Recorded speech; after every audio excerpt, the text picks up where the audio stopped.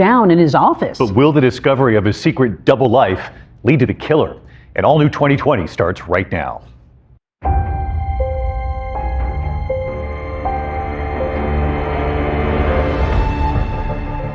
So in broad daylight, a man is shot dead in his place of business on a busy street. I knew as soon as I saw it. I knew he was gone.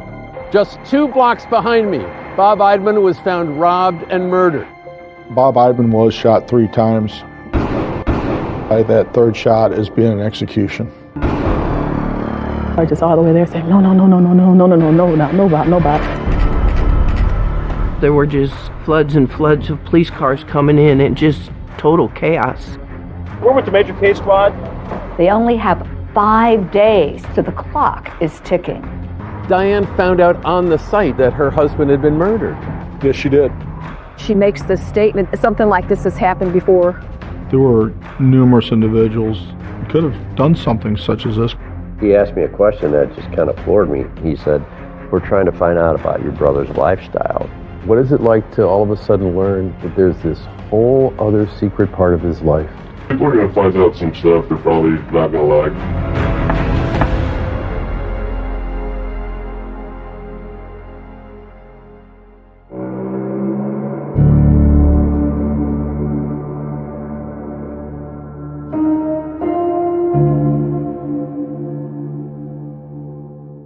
June 8th, 2007 was a typical day in St. Charles.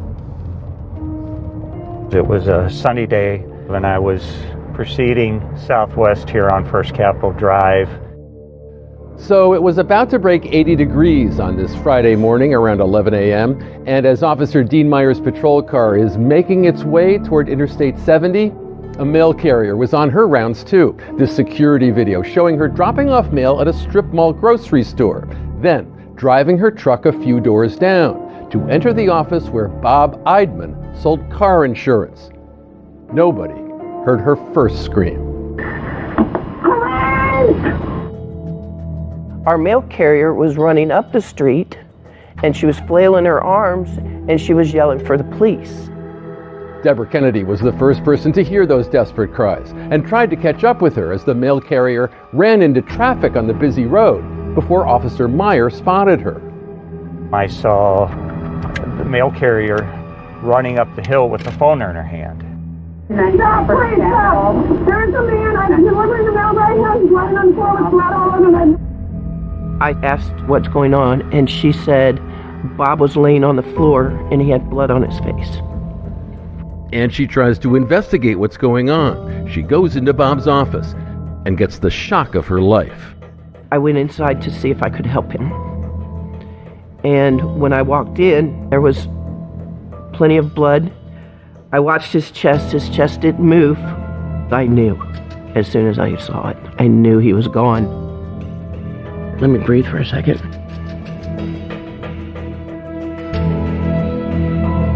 It was St. Charles's first murder of 2007, and right from the start, it was the kind of thing that just isn't supposed to happen here.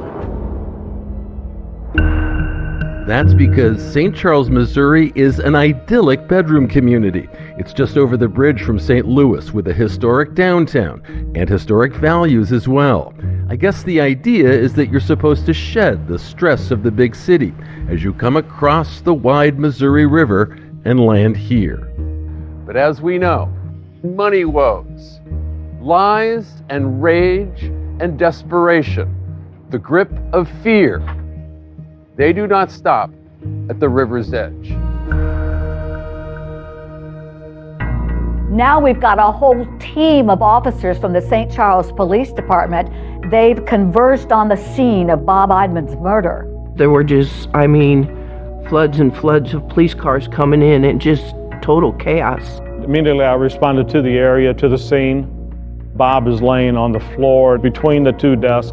He's laying on his back and there's a pool of blood around his head. Bob Eidman was shot 3 times. The first shot was superficial. It was a grazing wound to his chin. The second shot was to his neck, shoulder area, which knocked him down. According to St. Charles homicide detective Don Stepp, The third and fatal shot had been fired through Bob Eidman's left eye as the assailant stood over his prone body. I would definitely classify that third shot as being an execution. This was an insurance office, and it was a fairly open area. We collected bullet casings, bullets, bullet fragments. We would mark the position, set up little yellow tents called photo markers. We would photograph it. We dusted for fingerprints. You were hoping that maybe you will find one fingerprint that may lead to a particular suspect. Police are seeking out anyone who might have spotted something that morning in Bob's office. With her office directly below Bob's, Deborah Kennedy didn't see anyone, but she might have heard something. I think it was probably around 10:30 or 11 o'clock. A friend of mine had come in. You know, I heard a couple noises, and we both kind of looked at each other, and then I heard a big thud on my ceiling. And we're kind of like, what the heck, is Bob doing up there? And so, being the way I am, I yelled up through the rafters, hey, Bob, keep it down. I'm trying to work down here. We came to the conclusion that those loud bangs that she heard was the gunshots in Bob's office. Police quickly worked to gather information about the victim. His name is Bob Eidman. He's 48 years old. He was married for a very long time, had no children, and worked in the insurance industry. But just recently, like the past 2 years, had just started this new company. He'd got like a franchise. He just started that on his own. As news begins to spread that something bad has happened at Bob's office, concerned friends and associates in the insurance business, they rush to the site, like the longtime colleague who asked that we call her Dana. What made you want to go over there? That's my friend. I wanted to make sure he was okay. I remember locking up my office. I had a client in there, and she saw how distraught I was. And I'm just in the car, just all the way there saying, no, Bob. What happened when you got there? Of course, they're spectators, so someone said that someone got shot.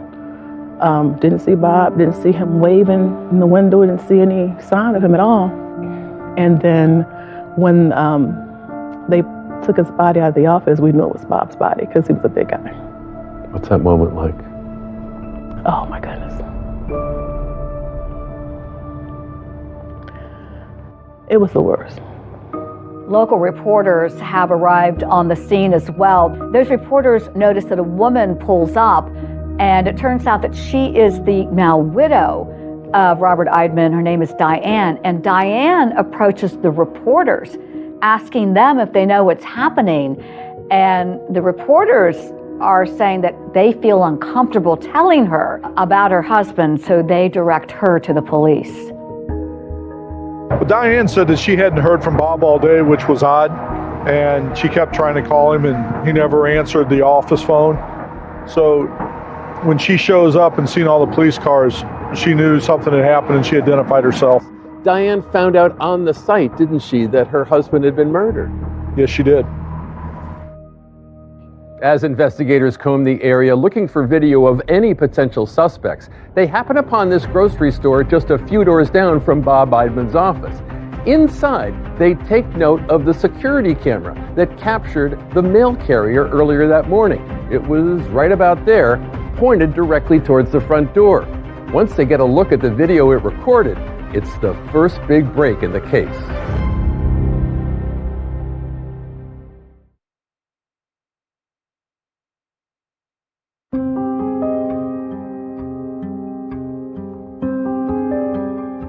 Police believe Eidman was working alone when someone walked inside his business, fatally shot him, then took off. Insurance agent Bob Eidman is dead, shot to death in his office along a busy thoroughfare near the interstate in St. Charles, Missouri. We are west of the city of St. Louis, which most people kind of relate that to the arch. They are just separated by a river, so just hop on the bridge and you're in St. Charles. And like this town's famous Christmas tradition celebration and their lively Oktoberfest, murder comes but once a year. St. Charles averages about 1.5 homicides a year. It's a pretty peaceful community, and people look out for each other. A cold-blooded murder is not something St. Charles is known for, and the local cops will probably need some help with what looks like a big investigation. So they appeal to a special group for help. A request was made to notify the Major Case Squad. And they contact other departments that are in our area, and they send detectives to assist us. More than 30 detectives with the Major Case Squad are now looking for his killer. This elite Major Case Squad has a very high rate of success. 80% of their cases are solved. But with all this manpower, there's one catch. They only have 5 days to get the job done. So the clock is ticking. They're coming from all other agencies. At some point, they need to get back to theirs. The police canvassed First Capital right there in front of the shop. How you doing? Hi, what's up? We're with the Major Case Squad, and we're investigating a homicide that happened here Friday afternoon. Asking, did you notice something on June 7th? And then you can see in the distance those apartment houses. You talked to all the people who lived in those apartment houses too, didn't you? Every door was knocked on multiple times until we got contact. And could one part of Bob Eidman's line of work have put him in jeopardy? Robert Eidman's specialty in the insurance company was dealing with high-risk drivers, individuals that could not get insurance through traditional places, people that had prior traffic violations. He wasn't taking checks because apparently those had been bounced, and this was back in the day when checks were a thing. But his good friend and insurance colleague Dana, she felt Bob was taking too great a risk with the form of payment he did take. So he would accept cash against a lot of people who advised him not to take cash. Though he was known for accepting cash, he doesn't have a safe. Instead, police learned Bob would put the cash he received from clients into a far less secure place. There was a drawer in Bob's desk that was locked, and you'd have to use a screwdriver to manipulate the lock to be able to open it. When police managed to open the drawer and they checked the cash box, oh, there's money inside, about $200. There was no forced entry, but it could have absolutely been a robbery. I know one of the things they were looking for was Bob's wallet missing. And you're looking for anywhere that somebody might have thrown something, like Bob Eidman's wallet. From the top of the roof, all through the grass, ditches, sewers, everywhere. We could not find the wallet. The wallet's going to be 90% of the time in a man's back pocket. And to get that wallet out, you would have had to struggle between the wallet and the inside of the pants, which caused some friction. I recommended that we cut the pants pockets out and send them to the crime lab. We just thought maybe a sample of skin cells could be found inside Bob's pocket. When we touch something or brush up against something, some of our DNA is transferred to the other object. If they're located, those skin cells can be broken down into DNA. So you were checking for DNA everywhere else, but this was just kind of out of the blue. You just thought, well, you know, we might as well give this a try. Yes, sir. It was the first time that I'd ever heard of anybody's pants pockets getting cut out. While one team is feverishly working to gather physical evidence, another team is talking to anyone they can find, talking to family, friends, anything that will help them glean information about Bob Eidman. Bob was a big teddy bear. He was friendly, he was bubbly. He called me Wild Woman. I think it has something to do with my hair. It grew on me. Bob was a funny little guy, and I say little meaning that I think he was probably about 5'4", 5'6". If we were going to say what size personality he had, like small to large, where would you put him on the scale there, Pam? I'd say extra large. His persona was just so, hey, you guys see me? I'm here. How would you describe his relationship to authority growing up? Not good. He defied authority with regularity. He had to go to summer school every summer. In fact, my parents tried to bribe him and said, hey, if you can graduate from high school in 4 years, we'll give you a car. He's like, show me the car first. We were in high school together. Bob was pretty forward. He liked to talk to the ladies and hang out and visit. Then he met Diane, and he fell in love with her, and they were real close. I believe Diane and Bobby made a fantastic couple. I really liked Diane. She'd put Bobby in his place. Bobby say something smart, she'd say something smart right back at him. She was taller than him. I don't think it really mattered to him at all. He ended up getting some lifts, so he felt like he was as tall as his wife. Bob and Diane had been married for 20 plus years. They did not have any children. So instead, his office featured photos of the muscle cars that he loved, while under his desk, he kept a copy of the Dream Girl CD. He finally got to be his own boss, but there were great challenges, weren't there? Yeah, he started talking like, well, the business isn't doing so good. I haven't had that many people come in. He kept saying, you know, if I don't make this in the next couple months, I'm not sure. I might go under. Yeah, I'm not sure I'm going to be able to make it. Think about all that financial stress. At least one person thinks it was taking a terrible toll. I thought he committed suicide. You thought he was so despondent that he might have taken his own life. I did. Remember that video camera in the grocery store next to Bob's, pointing toward the street in front? Police have been poring over the footage, and now they may have found something of interest. There, that white car. At 10:50 a.m., you see the vehicle drive past the front doors, and 4 minutes later, you see it drive past the front doors, I believe a little slower, and almost like creeping along looking for something. Was this driver making sure the coast was clear? It wasn't the greatest picture, I remember that. It's always frustrating when you can't identify the people inside the vehicle. One thing we can tell is a white four-door vehicle. Luckily, I'm impressed you can tell it's a four-door vehicle. It looks like a white car. But it turned out the small St. Charles Police Department had a car maven. we have an individual at the time that could almost identify almost any type of vehicle. He was a big car guy. He said it was a Ford Focus. Like, I like cars, but honestly, wow. We're kind of looking at this several different ways. Is he having problems with a customer with a white Ford Focus? The bad news is that in St. Charles County, there are 1,300 Ford Focuses. In the state of Missouri, there are 5,000. 5,000 is a big number to have to deal with. But they're not finding anything suspicious until a gift-wrapped lead suddenly falls into their lap. A white car is crashed and abandoned nearby. And get this about the driver. He had bloody clothing on. Why has he got Bob's business card? I hope this is it.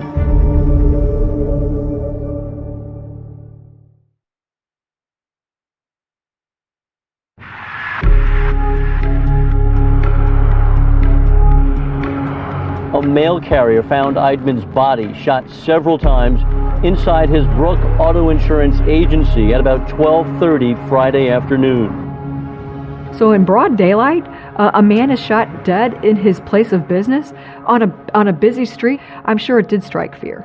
I don't understand why somebody would kill somebody right here. It was such a senseless killing that nobody really understood what was going on. I didn't want to go back to work the next morning. I wanted to get the heck out of Dodge. I wanted to get out of town. Police here in St. Charles, Missouri still had no motive, no witnesses, and no way to quell the rising fear of the St. Charles community. Fear and anxiety that grew even more after 3 men broke into a bowling alley, took $700, and tied up the janitor in the process. 2 men wearing masks and carrying guns rob a St. Charles bowling alley. Well, here is proof they had a gun, a bullet hole left in the office windows. They busted in through the back door, shot up the office, tried to shoot open a safe. Geographically, it was just down the street from Brooks Insurance. And it was a bowling alley that we all bowled at, so at first we all thought it was tied together. So people wondered if there was a connection between the 2 robberies. And we looked at that, seeing if they were connected. And in the course of that investigation, we were able to eliminate it from being a part of this case. Police are knee-deep in Bob Eidman's murder investigation, and they come upon a really interesting scene. It's an abandoned, crashed white car.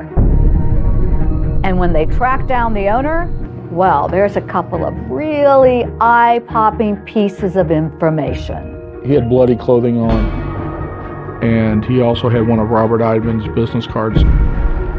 Why does he have bloody clothing? Is it his blood? Is it Bob's blood? We have some questions we need answered. This could be it. It blew my mind, like, whoa. Travis Wade Ensley is about to blow a lot of minds at police headquarters, where leads in Bob Eidman's murder have been hard to come by. The car that I wrecked was a white four-door Saturn. Which might have looked like the car that was captured on the footage. The next thing I know, I'm at St. Charles Police Station getting questioned for murder. Police now feel that he has a lot of explaining to do. So as Travis recalls, his story goes kind of something like this. I needed new insurance on my car. My buddy's like, check this guy out, and called him up, gave me good rates. And then like a week later, I had been out, had a couple drinks. Okay. I wound up wrecking my car right by my apartment.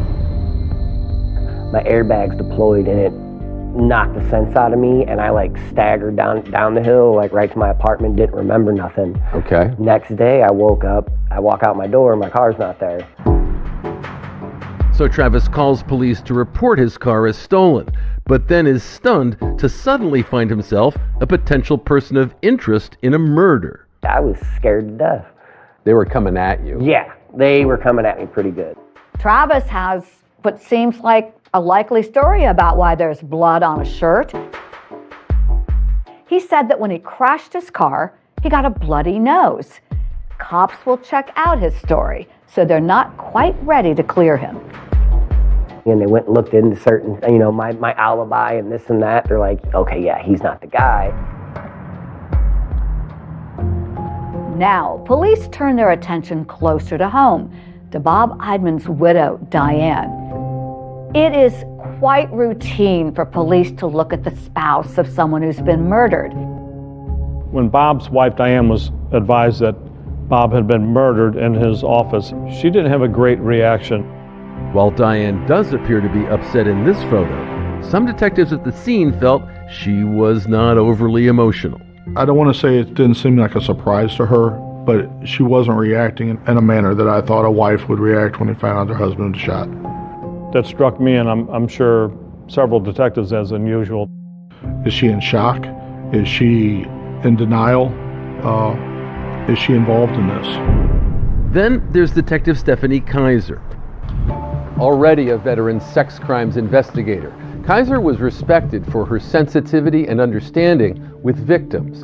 That would be completely normal in a shock situation like that. There is no such thing as a one-size-fits-all when you're talking about trauma, because to be able to process that would take some time. They're moving slow. They can't think. So I make nothing of that behavior. Now Detective Kaiser is about to become the St. Charles Police Department's Diane Whisperer. Diane Eidman became my lead. Right. We were assigned to take her from, sadly, the scene.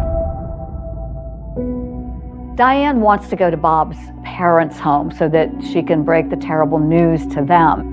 And during that ride, Diane talks about how she is the manager of the kitchen at the local hospital, and she also offers more information about her beloved husband. She said that there was financial problems.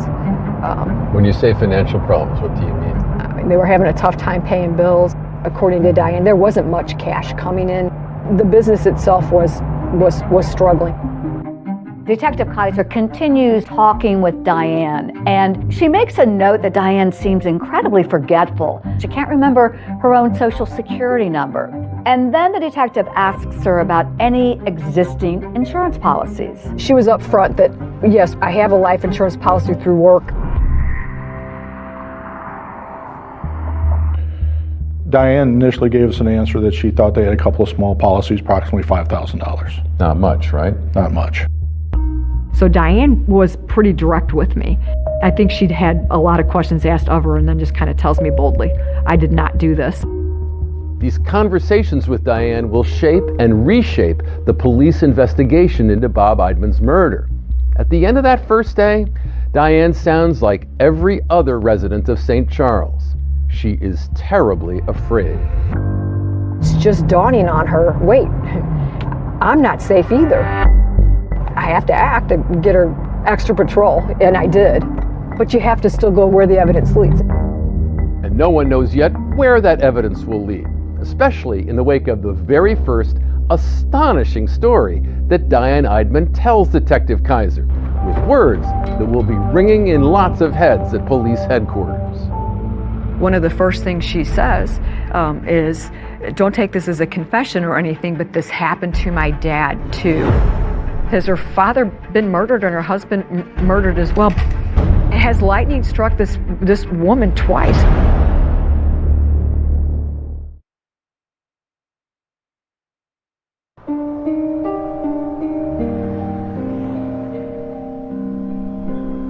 At the time of his death, Bob Eidman had been married to his wife Diane for more than 2 decades. And yet, even those closest to him could find Diane to be something of an enigma to them.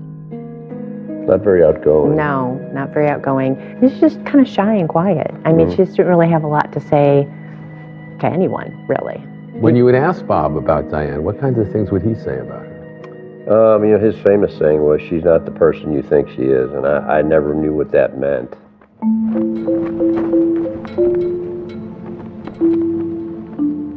Now, Detective Kaiser was reeling from the incredible story that Diane had just told her. She makes this statement, don't take this as a confession, but something like this has happened before. And I'm not quoting Diane at this point, but somebody broke into the house and shot my dad. So when I asked, did they catch the person? How did she answer that question? She said, they thought my mom shot my dad. And we're wondering if lightning had struck twice in the same place. Diane Bowling Eidman, seen here on her wedding day in 1978 with her father Jerome, was just 26 years old when he was murdered inside the home he shared with his wife Lenore, Diane's mother. The murder case that made headlines in this region all began when a call came through in the wee hours on the morning of April 6, 1984. Gordon Adams was an officer with the St. Louis County PD. What went out over the radio when you heard the call? As I recall, like I say, it came out as a home invasion with someone shot. And so that's what we would consider a hot call. Well, when I arrived, it's 2:30 in the morning, maybe 2:35. So it's dark as can be. I immediately went to the door, knocked on the door, and Lenore answered. And the hair is pristine, and she's standing there in a kind of sheer nightgown. And she says, "My husband needs help. He's in the bedroom. He's been shot." What are you thinking when you're hearing this story for the first time? I mean, she didn't strike you as a woman who woke up in the middle of the night to find her husband murdered. No tears. The hair was all done. And I'm trying to get information for my report. And she actually lit up a cigarette. And I'm thinking, this is your husband. He's just been murdered. She didn't have any emotion at all, almost.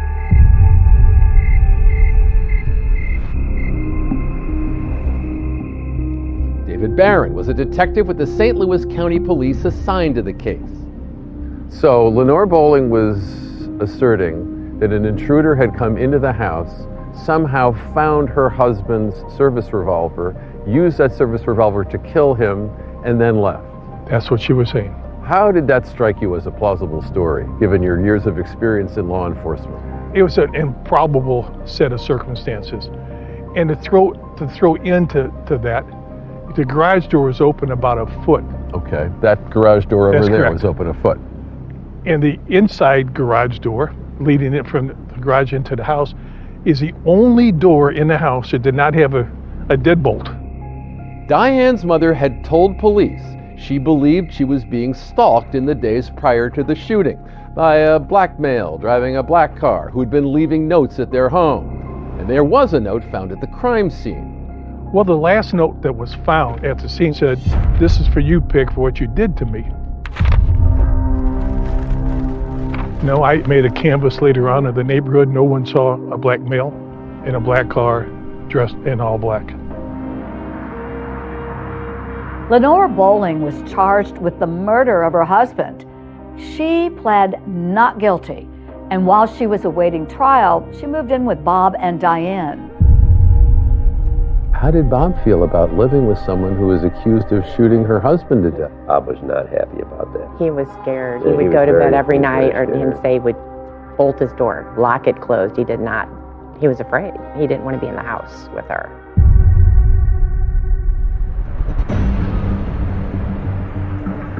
After that fateful night, this saga ending here in the fall of 1985. Diane Eidman's mother, Lenore Bowling, on trial for capital murder in the death of her husband, Diane's father, Jerome Bowling. Lenore Bowling found not guilty of her husband's murder. They did not believe that she did it. They believed her story. The irony not lost on investigators as Diane Eidman, more than 20 years later, now a person of interest in a different killing. Has her father been murdered and her husband murdered as well? What a weird set of circumstances.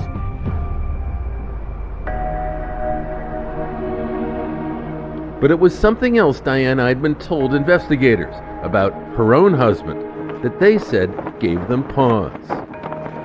During Diane's initial interview, she was asked if there was any insurance policies. Diane said that she thought there was one policy, and she thought it was just a small policy, approximately $5,000. She describes that she has a life insurance policy through work. She's not sure about the details on that. I was contacted by an insurance company and told that there was additional policies for Robert Eidman that we were not made aware of that were quite substantial in size. Now with Bob's death, police say she was suddenly in line to receive more than $300,000 in life insurance. We did not know if Diane had forgotten to tell us about those policies. Did Diane know about those policies?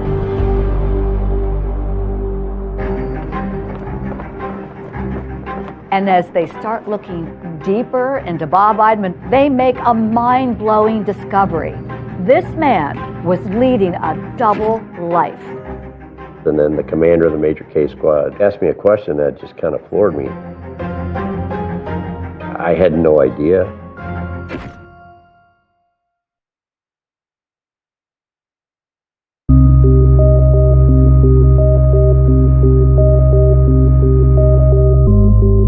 I went to Bob's funeral, and it was sad to see him there. I didn't expect to go see my friend in a casket, and I felt horrible for his wife and his family. Bob's older brother by 21 months. Glenn Eidman grew up as a straight-A student, and he was a frequent target of Bob's verbal barbs. How did he feel about you being a policeman? He made fun of me a lot. He did not like that. Wasn't big on police. He got in trouble growing up. Glenn always believed that Bob was his mother's favorite. Even so, he said he was not prepared for what he says she asked him to do as they attended Bob's funeral.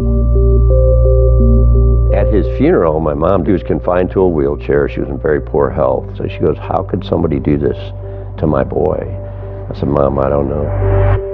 I don't know why." She goes, "Well, I want you to find those people. I want you to kill them." And I said, "That's not how this works. You know, I'm a police officer. I can't do something like that." But she was very devastated, and literally 3 months after his death, she died. She just lost her will to live. It was kind of a rough year, for sure.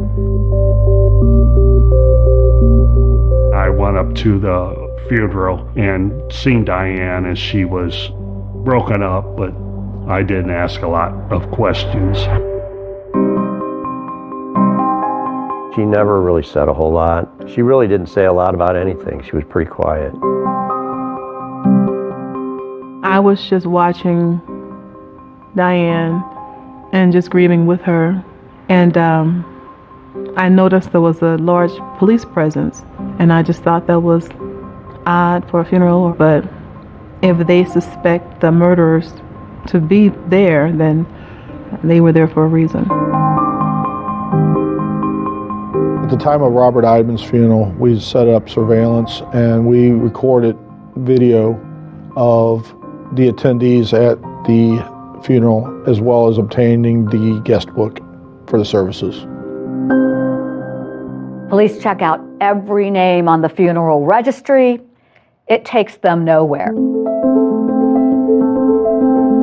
Meanwhile, it's day 4 of the Major Crimes Task Force investigation.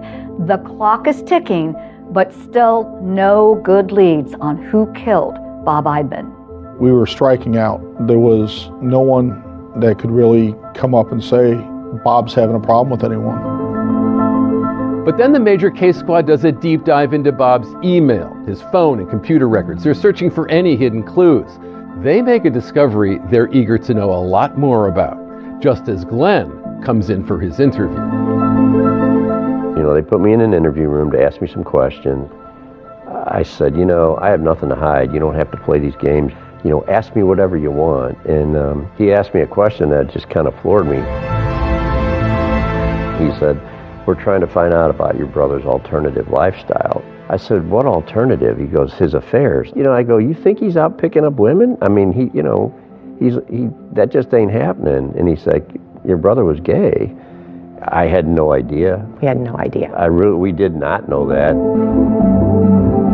Turns out this long-married insurance agent was leading a secret double life. While we were analyzing Bob's computers and it was discovered that he was visiting male-on-male websites were sexual in nature, and he was making contact with some of these places. Sometimes in these murder investigations, as we dig into them, you find a lot about a person's life, their lifestyle.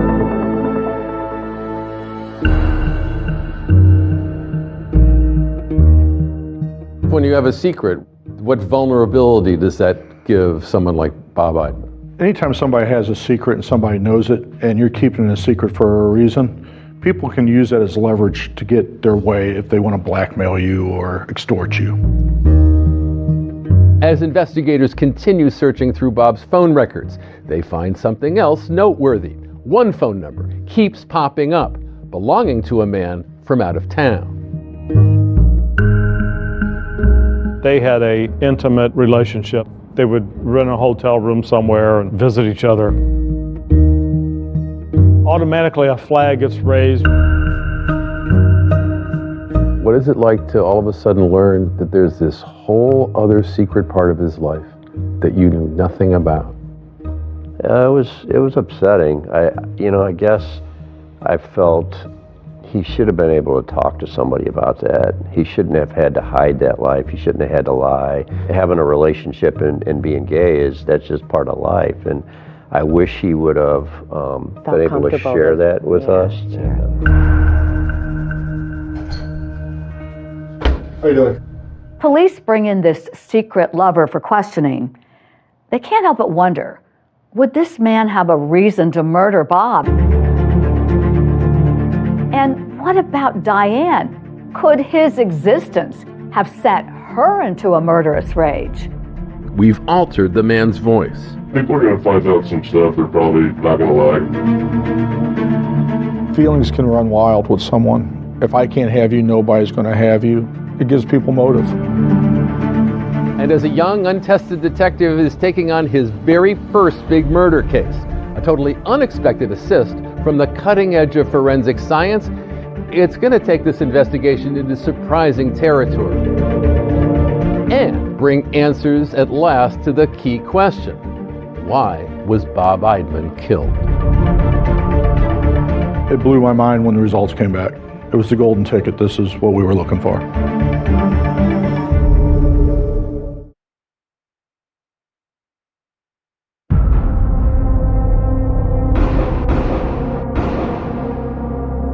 Two blocks behind me, Bob Eidman was found robbed and murdered. Diane found out on the site that her husband had been murdered. Yes, she did. She makes this statement, something like this has happened before. Somebody broke into the house and shot my dad. It absolutely crossed everybody's mind that this was kind of a copycat murder. I've told her, hey, your husband's been killed. Your marriage is about to be put under a spotlight. We discovered that Bob was having an affair. She had found out that he was having an affair with another man, and that she was very angry about that. They'd had an argument about that. Diane was asking, are you telling me my husband's gay? This is one of those bizarre cases where all the evidence seems to be pointing in one direction, then suddenly the rug is pulled out from under you, stunning everyone. I was very shocked. We cut open the pocket, swabbed the edges, hoping to get possible DNA.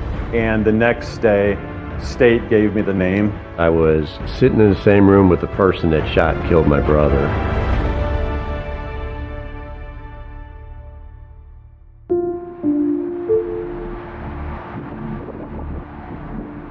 Friends and family are mourning the loss of Bob Eidman, gunned down in his office in a small strip mall in St. Charles, Missouri. A man that loved life, always wanted to have fun, always wanted to enjoy himself. He had a great personality, very funny, very intelligent. He seemed like a nice guy, but after you got to know him a bit, that's when the Bobby came out. He was extremely comical. He'd make me laugh so hard. It would hurt. He liked to have fun. He loved muscle cars. And as far as in the office, you heard him. He was a loud guy. He was one of those guys that when he got on the phone, you kind of put your earplugs in because he was pretty loud. Larger than life. He was. I could depend on him when I was not in a great place. He would talk and he made sense. Now Bob Eidman was dead, and nothing made sense. It was a little before 11 a.m. on June 8th when a mail carrier discovered Bob's lifeless body on the floor of his office. Stop, please stop! There's a man, I'm delivering the mail right now, he's lying on the floor with blood all over him. Bob Eidman was shot 3 times. There was no forced entry or anything. He was a business that was open for business, but it could have absolutely been a robbery. Robert Eidman's specialty in the insurance company was dealing with high-risk drivers, individuals that could not get insurance through traditional places. So he would accept cash against a lot of people who didn't take cash and advised them not to take cash. This is a huge murder case in a very small town. And with more questions than answers, St. Charles PD needs help, and boy, do they get it. Enter the elite Major Case Squad. 20 to 30 detectives will respond, and the only thing they will work on for the next 5 days is that situation they've been called out on. The investigation into Bob Eidman's murder is all hands on deck. One of the things that we were not able to recover or locate was Robert Eidman's wallet. Bob's wife Diane said he always carried his wallet in his back pocket. Police are desperate for leads, so they're going to try something unconventional. They cut the back pockets out of Eidman's pants to send for something they call touch DNA testing. We just thought maybe a sample of skin cells could be found inside Bob's pocket.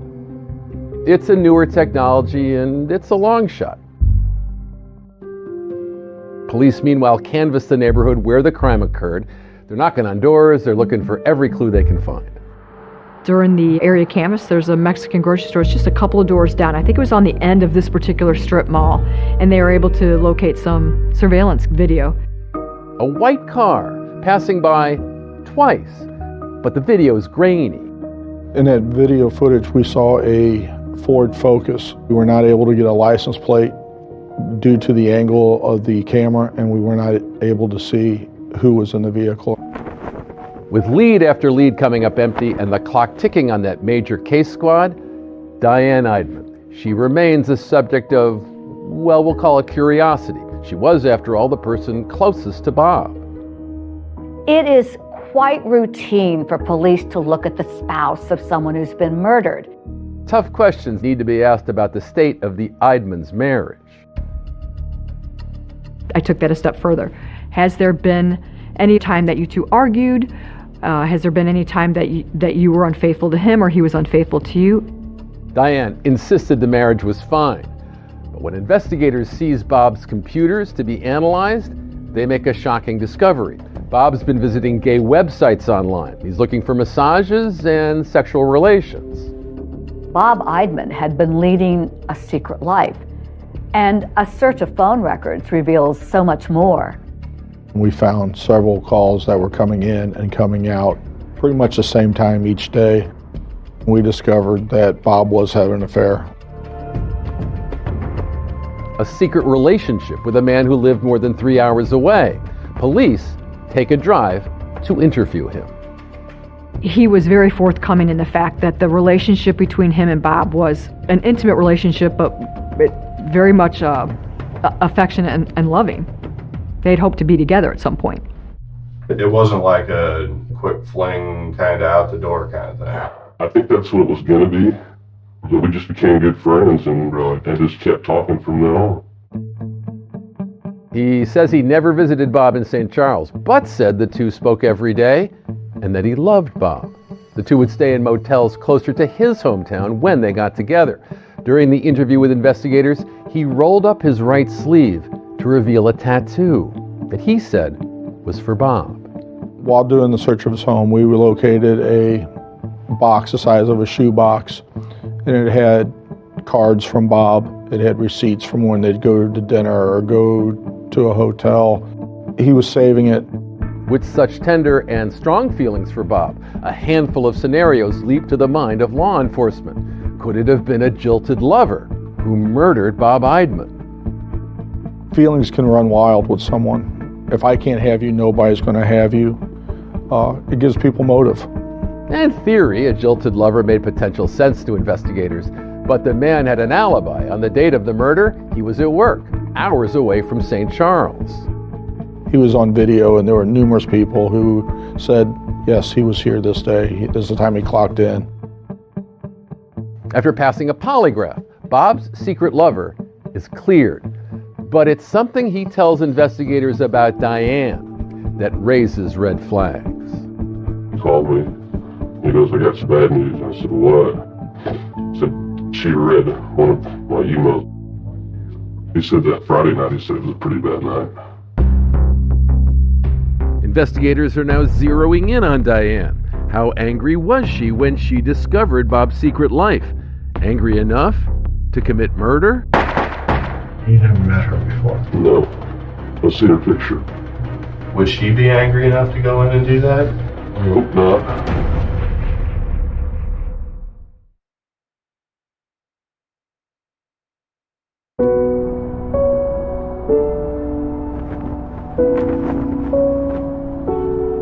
Days after Bob Eidman is murdered in his office, police discover the long-married insurance agent had a secret male lover, a man whom he met up with for motel room trysts and who he spoke to every day, a man who was devoted to Bob.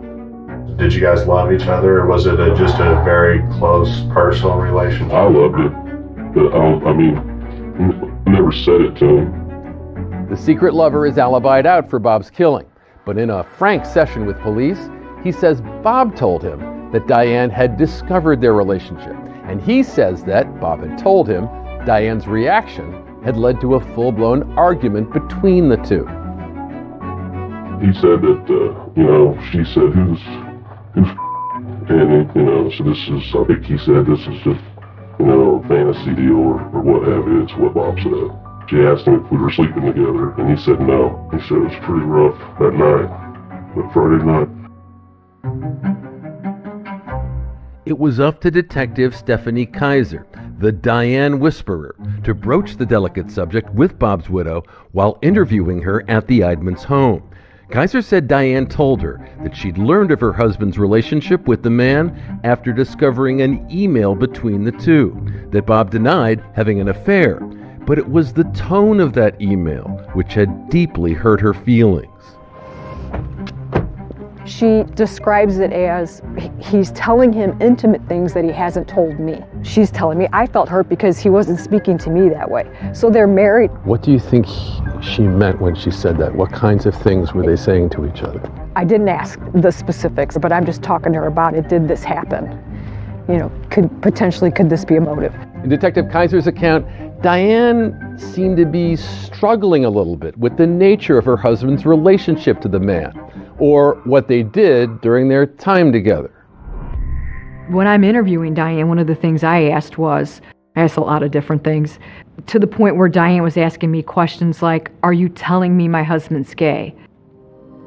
I asked her, what did Bob tell you? What are your impressions? Her response back was, he told me no. He was going there to meet with him. They worked together, and he needed the stress relief. Kaiser said Diane told her that when she learned of the relationship after discovering that email, she and Bob discussed it, but they never argued. I'm telling Diane, Detective Stepp and Detective Grove are talking to him now. He's saying you guys had a loud, angry argument. She said, I don't know that it was loud and angry. Well, that's what he's saying. You know, Diane, what say you? She said, I told him it was over. I told him he was going to end that friendship. But she said, I don't know if I was yelling and screaming. I go, well, that's what he's saying. I'm just asking. So. But she laid her foot down. She gave him an Yes. ultimatum. You are not to see this guy anymore. Yes. As far as you know, did Bob adhere to that ultimatum? No, he did not. Diane Eidman finds herself sitting in a polygraph room at the St. Charles Police Department.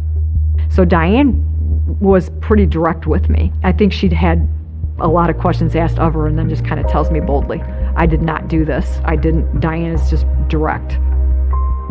Diane Eidman voluntarily submitted to a polygraph, and the results came back being inconclusive. She doesn't pass, but it's inconclusive. So it's just still kind of puts her in that iffy category, if you will. Adding to investigators' frustration, a day after Diane takes that polygraph test, the clock expires. The major case squad is out of there. 37 officers, 15 different departments had spent more than 2,500 man-hours investigating, with no arrests. A frustrating end to a furious search for answers. When it goes back to our police department at the time, it is frustrating knowing that you didn't solve this case and it just goes on to an active case file to be looked at as further investigative leads come in. At that point, I'm assigned the investigation. The task of solving the murder of Bob Eidman now falls to a junior detective in the department, Don Stepp. When my sergeant came up and asked if I would like to be assigned this investigation, I was overwhelmed. It's one of those things, am I ready to do this?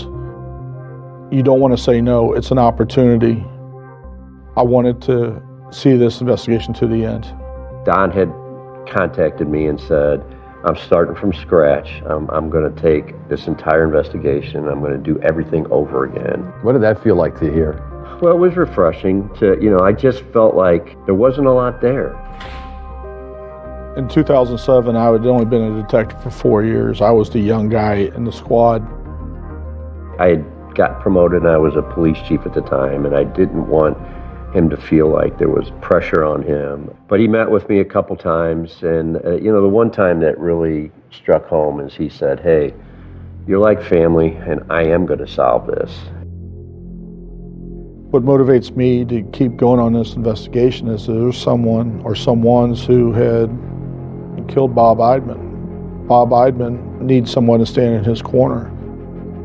Detective Stepp continues to immerse himself in the details of the case. It had been over a year since Bob Eidman was murdered, when Stepp is at the airport in St. Louis and he spots Diane.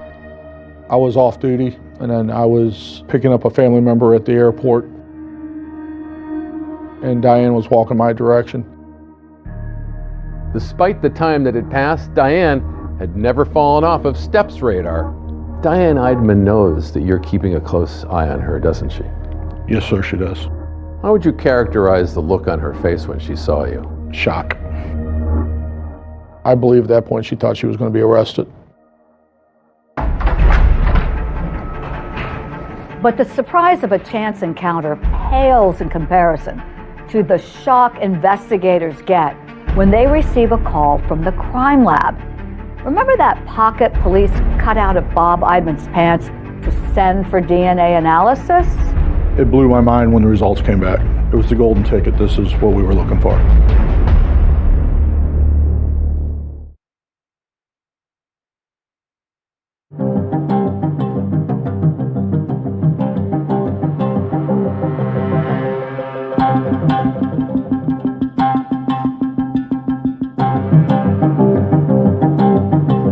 It is 2009. And Diane Eidman is spotted at the airport in St. Louis by Detective Don Stepp. How would you characterize the look on her face when she saw you? Shock. Stepp documents the incident, later learns that Diane took a trip to Las Vegas. But nothing comes of it. And if you don't have a suspect right away, then there's things that take time. So things slowed down, but things did not stop. Face it, there are few, if any, solid leads to pursue, including the identity of that mystery driver whose car was seen on the day of the murder. They had this famous lead about this car that went around the block, and they had it on video, but there were 22 detectives for 5 days, and they didn't find it. And there's another lingering piece of evidence still out there. That touch DNA taken from Eidman's back pocket. It was sent to the St. Louis Major Crimes Lab. Anytime you submitted any kind of DNA information, DNA samples, it was going to be a year or more before you got an answer to it. Nearly 2 agonizing years after Bob's murder, it's as if this case is frozen in time. I felt that they were never going to solve the case. I mean, we pray every day. Just, we need peace. We need answers. We need to find out what happened. It seemed like there were no answers. No. Then in March of 2009, that touch DNA from Bob's pocket is forwarded to Brian Cry. He's a forensic scientist with the St. Charles County Police Department. We were contacted by investigators and asked if we could do the DNA on the case. With almost every angle of the case having been explored and explored again, it all comes down to what Cry could uncover with the DNA analysis. If we were going to swab the back pocket of a pair of pants, we would cut open the pocket, swab the edges, hoping to get possible DNA. Once I get a swab, I process it and cut the tip off and put it in an extraction tube, and then we load it onto a genetic analyzer that ultimately produces a DNA profile. But given the cold case backlog, it takes several more months for the DNA to be processed. And when the results come back, investigators get a major break that heats up this cold case. I developed an unknown male profile. It was a mixture of 2 people. One of those persons was the victim, Robert Eidman, and the other one was an unknown male. I knew once we obtained the DNA profile, the identity of the individual in Bob Eidman's pocket, I knew that was the golden ticket. I knew that was when we were going to be able to close this case. That unknown DNA could lead investigators to Bob's killer, so Cry enters the profile into CODIS. That's a law enforcement database. Hours later, there's a hit. It hit that same day, and the next day, State gave me the name. The DNA doesn't match Bob's wife or his secret lover or anyone else the police had been looking into. Instead, it comes back to someone who was never on the investigators' radar. What did you learn that person's name was? Paul White. When the name's first discovered, Detective Stepp is otherwise engaged. I was on a traffic detail directing traffic. Do you just want to run up and down the street and tell people we've got our guy? I was very shocked. My mind was not on directing traffic at that time. What did you do then? I started researching Paul White. Turns out Paul White was no stranger to law enforcement, having served 15 years in prison for robbery. When they got the DNA match, Don had contacted me and said, I'm going to solve this. And I truly believed him. I got to give him a lot of credit. You know, he did a lot of old-fashioned work. This new lead poses even more questions for investigators. Could Diane have hired Paul White to kill Bob, or had White acted alone? When the DNA came in, that didn't seem to exclude her either. The idea being maybe she had hired somebody. Yes, I mean, it was worked all the way through. You now have Paul White's DNA on Robert Eidman's pocket at the time of his murder, right? Yes, sir. So I assume you want to talk to Paul White. Yes, sir, I do. And Paul White was not hard to find. Paul White was incarcerated at the time when the DNA came back. How you doing? And so in September 2010, Detective Stepp pays a visit to Paul White at a maximum security prison in Fulton, Missouri, where he's serving time for forgery. Do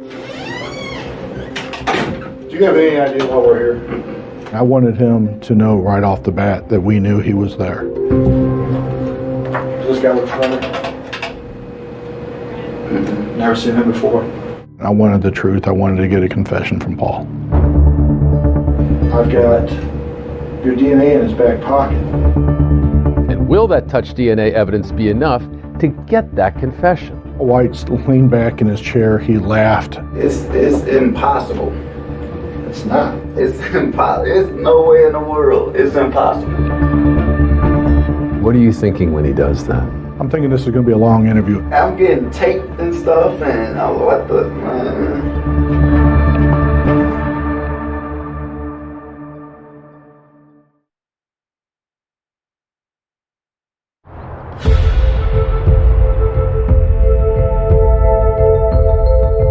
More than 2 years after Bob Eidman was robbed and murdered in his own insurance office, test results on trace DNA taken from his back pocket are in, and there's a match.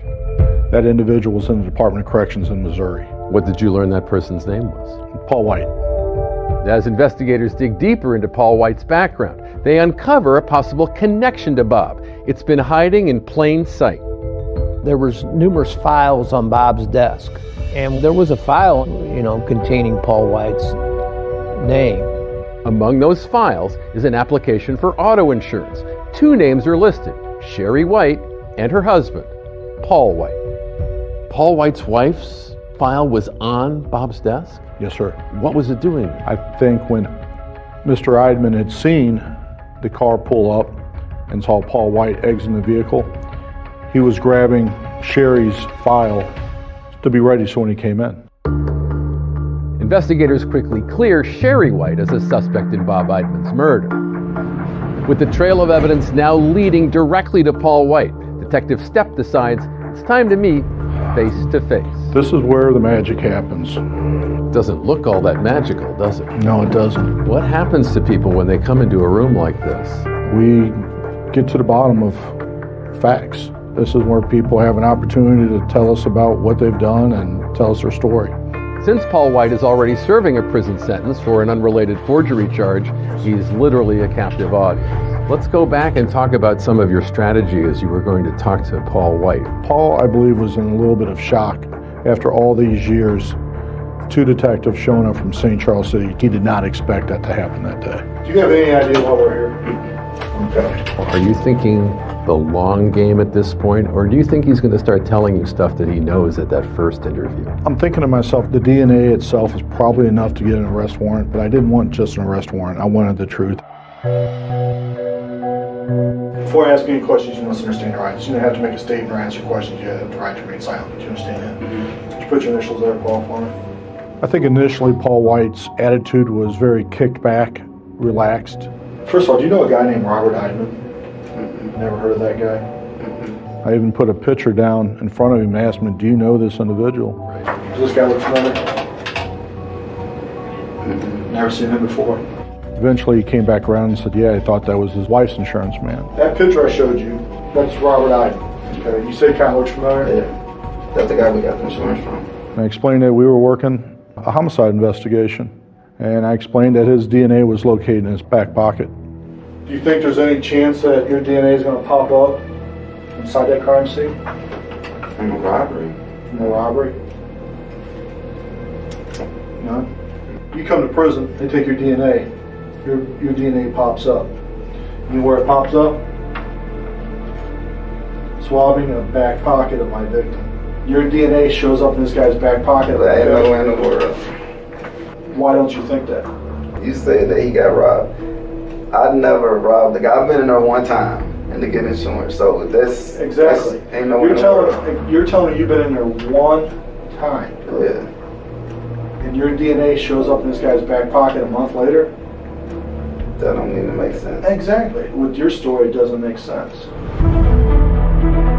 Again and again during that first interrogation, you tell him, I've got your DNA. I mean, you must have told him, what, 10 or 15 times in the course of that conversation, right? At least 10 or 15 times. He kept saying, there is no way. Repeatedly. He did not believe it. It's impossible. It's no way in the world. It's impossible. Paul, it's not impossible. Okay. Well, I'm telling you. I know it's impossible. It's no way in the world. Then how to get there? I don't even feel like it was there. It's impossible for it to be there.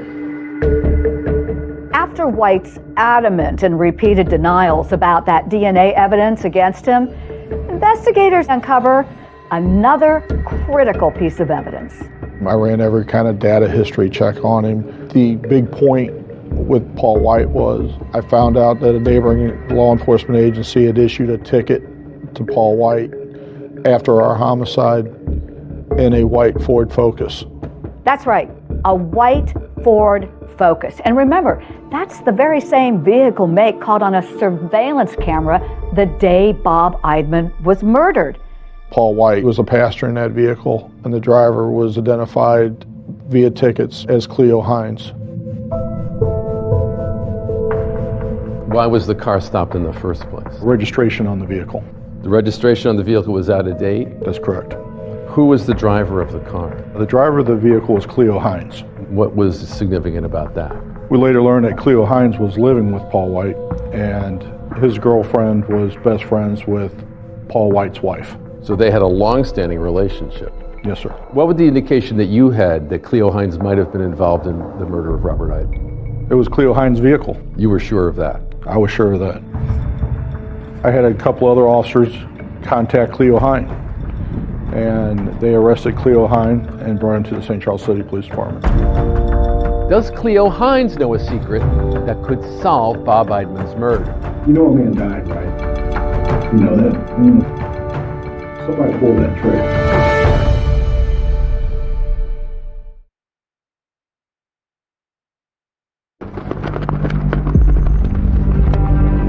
After several years of lead after lead turning cold, the investigation into Bob Eidman's murder is now heating up as lead detective Don Stepp zeroes in on a new suspect, a man named Cleo Hines.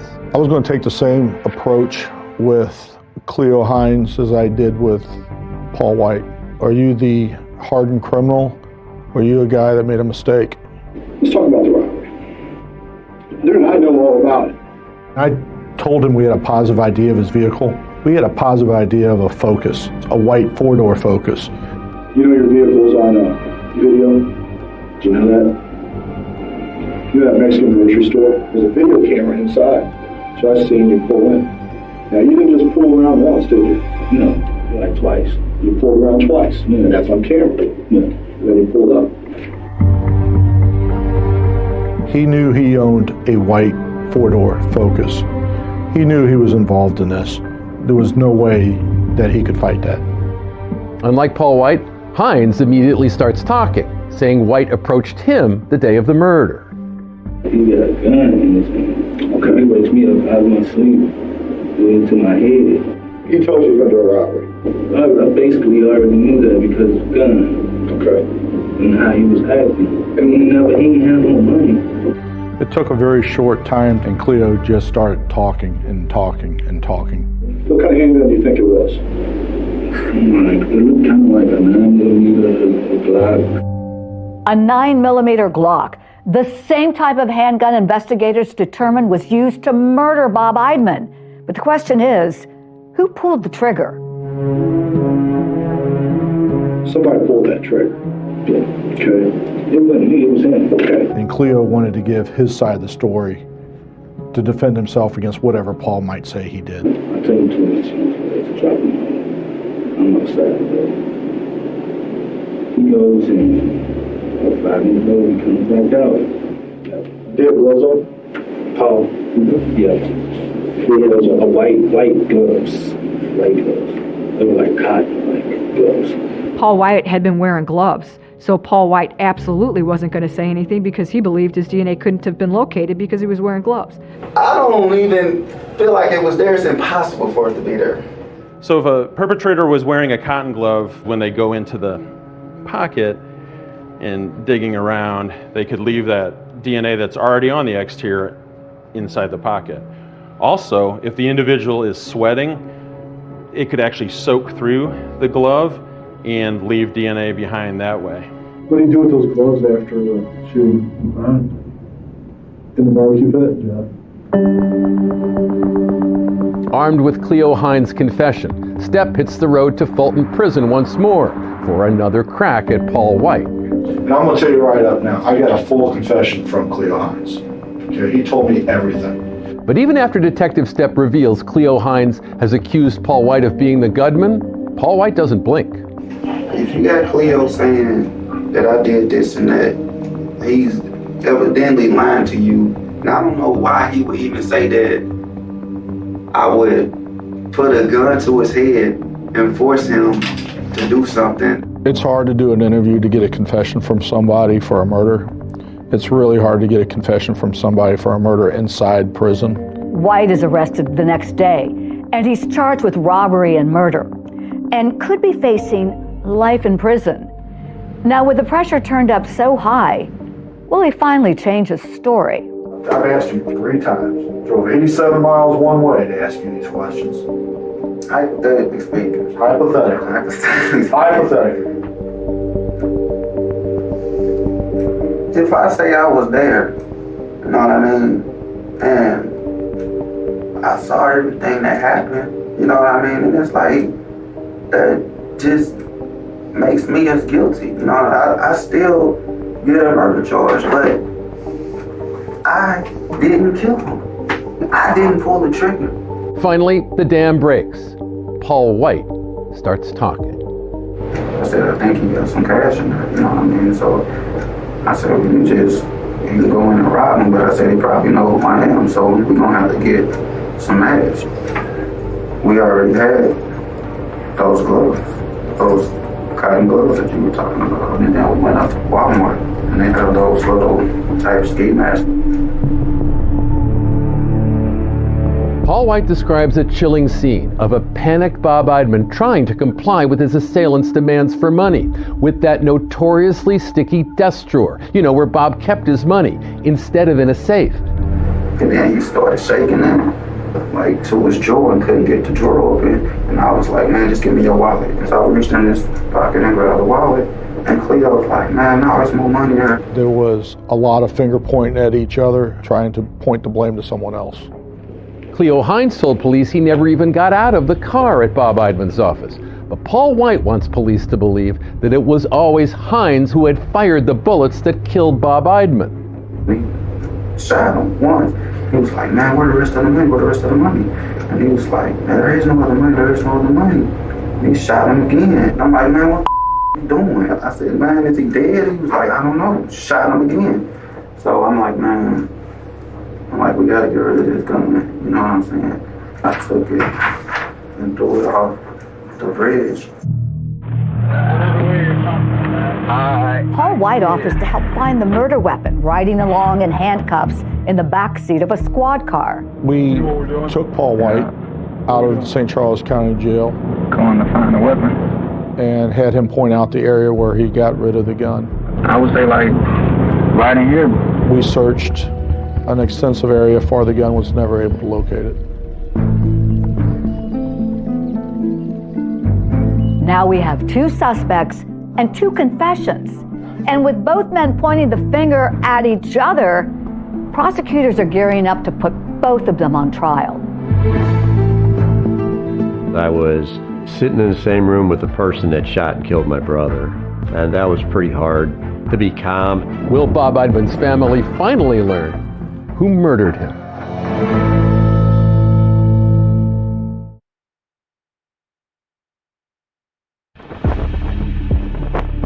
At the climax of a more than 3-year investigation that at one point involved 37 officers, cops finally learned the details of what was stolen the day of Bob Eidman's murder. How much money was in the wallet? Wasn't nothing but like $300. So, how much did you Like get? 150 apiece. 150 apiece. Paul White and Cleo both advised they went to the casino after the homicide and lost the $300 almost immediately. He went to the casino because that's what he paid a lot. He lost the money. Yeah, basically did for nothing. Right. It's hard to think about a man's life being taken for $300. He didn't deserve what he got. He was running a business, trying to make a living, and somebody felt that what he had, they needed too. And so they took it from him. They could have taken his money and left. They didn't have to kill him. As far as any connection between the two men accused of killing Bob Eidman and Bob's widow, Diane, Paul White revealed to investigators that he didn't even know who she was. Do you know a woman named Diane? No. You don't know a woman named Diane Eidman? No. With Paul White and Cleo Hines now both charged with Bob Eidman's murder, it now falls to Detective Stepp to break the news to Diane Eidman, who had long been in his crosshairs. I met Diane at her place of employment, and I said, Diane, this is over. We have the individuals, and we have the charges on them for killing your husband. Was she angry at you? I don't believe she was angry at me. There was a lot of stress that just came off Diane. You could almost see it leaving her body as she was shaking and crying. She was very happy that this was over. Here, some 5 years after Bob Eidman's murder, Paul White and Cleo Hines are set to stand trial in this courthouse. 2 trials, 2 defendants, with 2 totally different accounts of the crime. First up at trial, Paul White, who pleaded not guilty to first-degree murder and first-degree robbery. Really didn't know what to think when I came into trial because I was sitting in the same room with the person that shot and killed my brother. And that was pretty hard. The trial for Paul White lasted 3 days, which is actually very short for a murder trial in this county. The trial was swift, and so were the deliberations. The jury needed just 2.5 hours before delivering a verdict. Paul White, guilty of murder and robbery in the first degree. As for Cleo Hines, he decided not to put his fate in the hands of a jury. Before his trial, he entered what's known as an Alford plea. An Alford plea is a plea in the state of Missouri where an individual will not say, I did it, but there's enough evidence to say I did it. With that plea, Hines is convicted of a lesser crime than White, second-degree murder and first-degree robbery. He received 2 life terms, but while Hines' sentence offers the possibility of parole, Paul White will never again see the light of day outside a prison. Paul White was sentenced to life without parole in the Missouri Department of Corrections. The investigation into Bob Eidman's murder had cast a shadow of suspicion on his widow, Diane. Now she stood in court and gave her own account of all she had lost. Were you there for Diane's victim impact statement? Yes, we were. She said, I'm going to be alone for the rest of my life. You took my best friend. You took my husband away from me. She told the court this in part. I looked over my shoulder for 5 years afraid, never knowing if the people who killed Bob were coming after me, or did the police really believe that I killed my husband? I do feel like the system worked. The killers were caught. Science prevailed and overwhelmingly provided evidence that got them a conviction.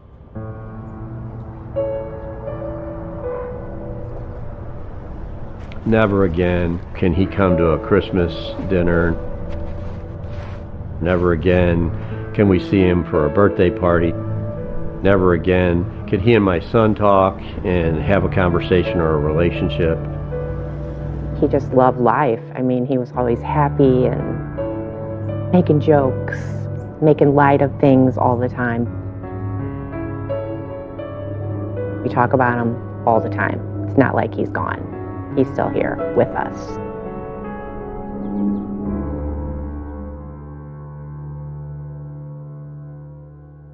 Both Paul White and Cleo Hines have tried appealing their convictions, but both were denied. White's life sentence carries no possibility of parole. Hines' first opportunity at parole will be in March of 2034. That's our program for tonight. Thanks so much for watching. I'm David Muir. And I'm Deborah Roberts. From all of us here at 2020 and ABC News, good night.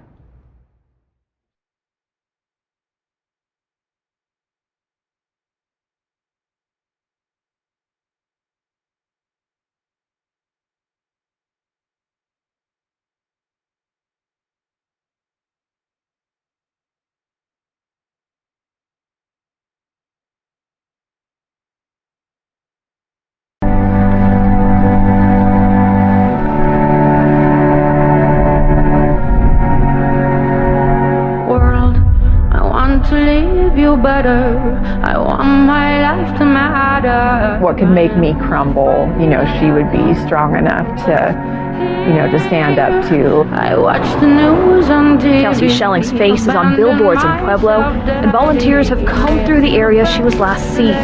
And now, since she's gone, you know, I've had to turn into a fighter.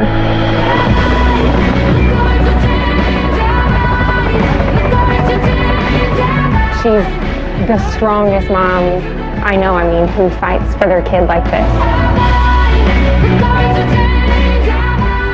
It was like, maybe she'll call, maybe she's out there, you know? The pregnant woman who vanished. Kelsey was 8 weeks pregnant, last seen in Pueblo, visiting her boyfriend. Friends and family would get text replies back, but they said that it just didn't quite sound like Kelsey. I did have a sinking feeling in my stomach. This unknown man is seen walking to Kelsey Schelling's car and is seen driving away with the car. I mean, we're trying everything. Breaks my heart. Almost 2 years after Kelsey's disappearance, a mysterious message giving everyone hope comes through that Help Find Kelsey Facebook page. It was saying, if I have information about Kelsey, can I remain anonymous? When Laura responds, a man emails her saying, "Ma'am, please, your daughter is not dead." It was just the fear of what if she is still out there somewhere. What if? I mean, it was just what if, what if?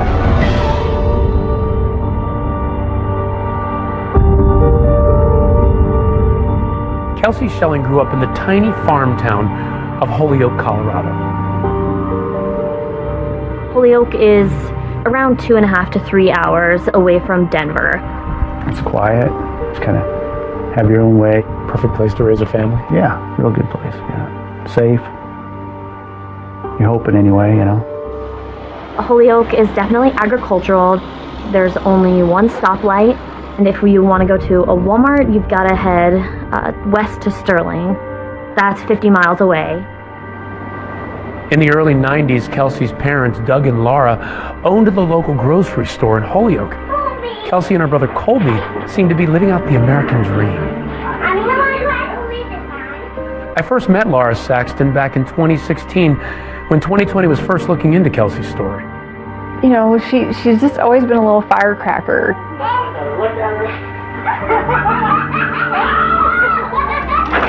Hi, Kel. Hi, Cocoa Bean. Kelsey. Kel.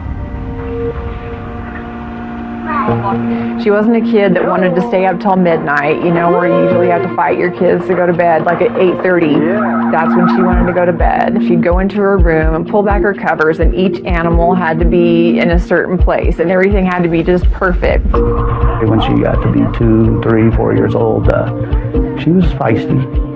You'd try to give her a kiss, and she'd slap me pretty good, so I kind of learned my lesson, you know.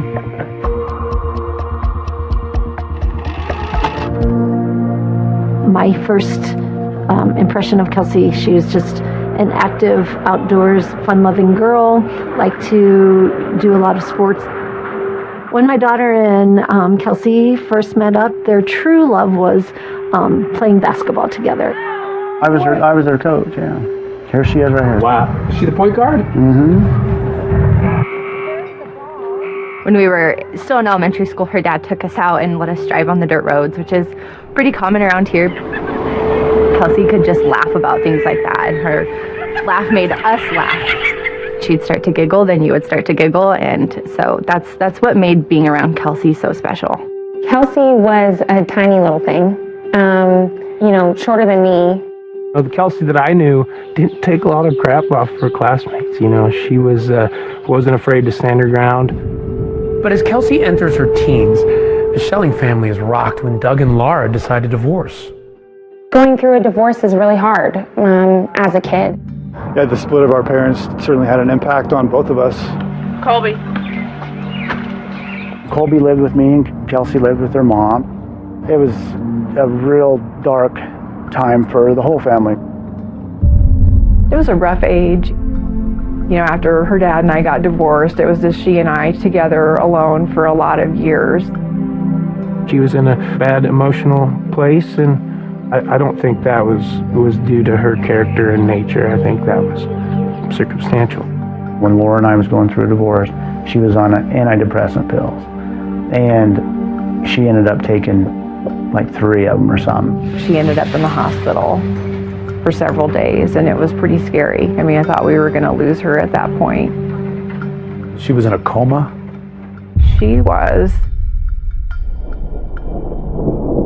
I felt like it was a turning point. When any young school-age kid has parents who are splitting up, that's a lot to take on.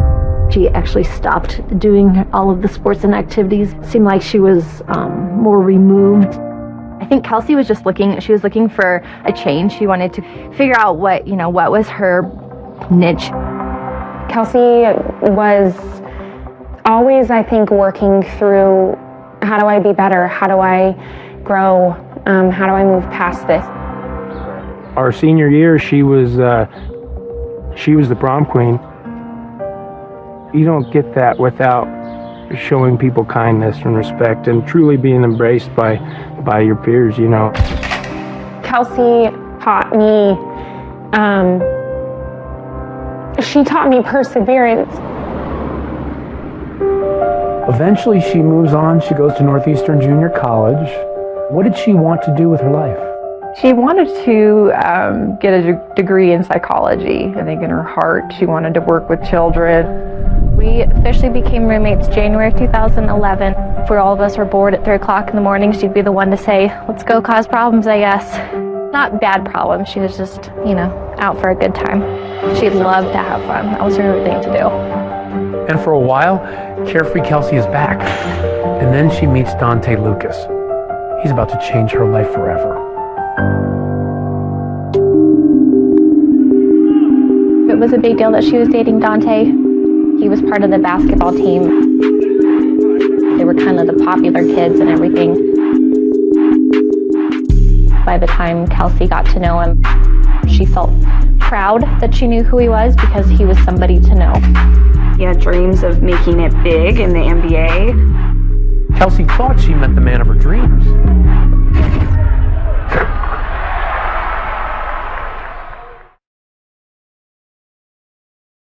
Marker. Please say your full name and give us your title. Lisa Wayne, attorney at law. Well, I had the privilege of being down in Pueblo in the 80s, and I was a public defender. Pueblo's a small town in southern Colorado. Used to be a steel mill town. The steel mill shut down in the 80s. Pueblo was founded and built by people that came from all over the world.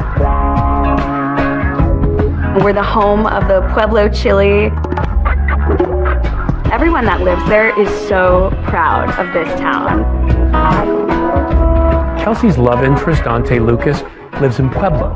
Sarah Lucas, Dante's mother, is raising all 4 kids on her own in this Colorado town set on what's called the Front Range of the Rocky Mountains. In the town of Pueblo, a 6'7" star athlete stands out.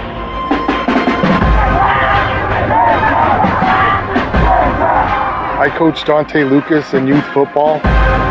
He was a coach's dream. He was a real polite kid, wanted to learn the game of football and just really quiet. Dante Lucas was super close with his mother, Sarah. On the football field, she was one of the most supportive parents. For Dante, football wasn't his sport. I'd say he's a better basketball player, which happened later in his career through high school here in Pueblo. Dante Lucas was a very well-known basketball player. He was going to be the one who made it out of Pueblo. I refuse to break, push the ball to win, no matter what it takes. He had dreams of making it big in the NBA. It was obvious that he wanted to pursue it, but the family spoke more about it than he did. We were told by Dante's mom, Sarah, that he was getting contacted from North Carolina and Kentucky. Their dream was that he was going to make the NBA and make a good life for himself. When I first met Dante, he was a freshman here at Central High School. He was 6'7". If you have that kind of size, you know, you can make a lot of things happen. It just amazed me as a guy in class that was so quiet was just as popular as he was. He was a really good role model for the young kids in the neighborhood. His attitude was always good. He was good with his teammates. He just matured into a very good basketball player. His overall drive as a student from day one, it wasn't up to snuff.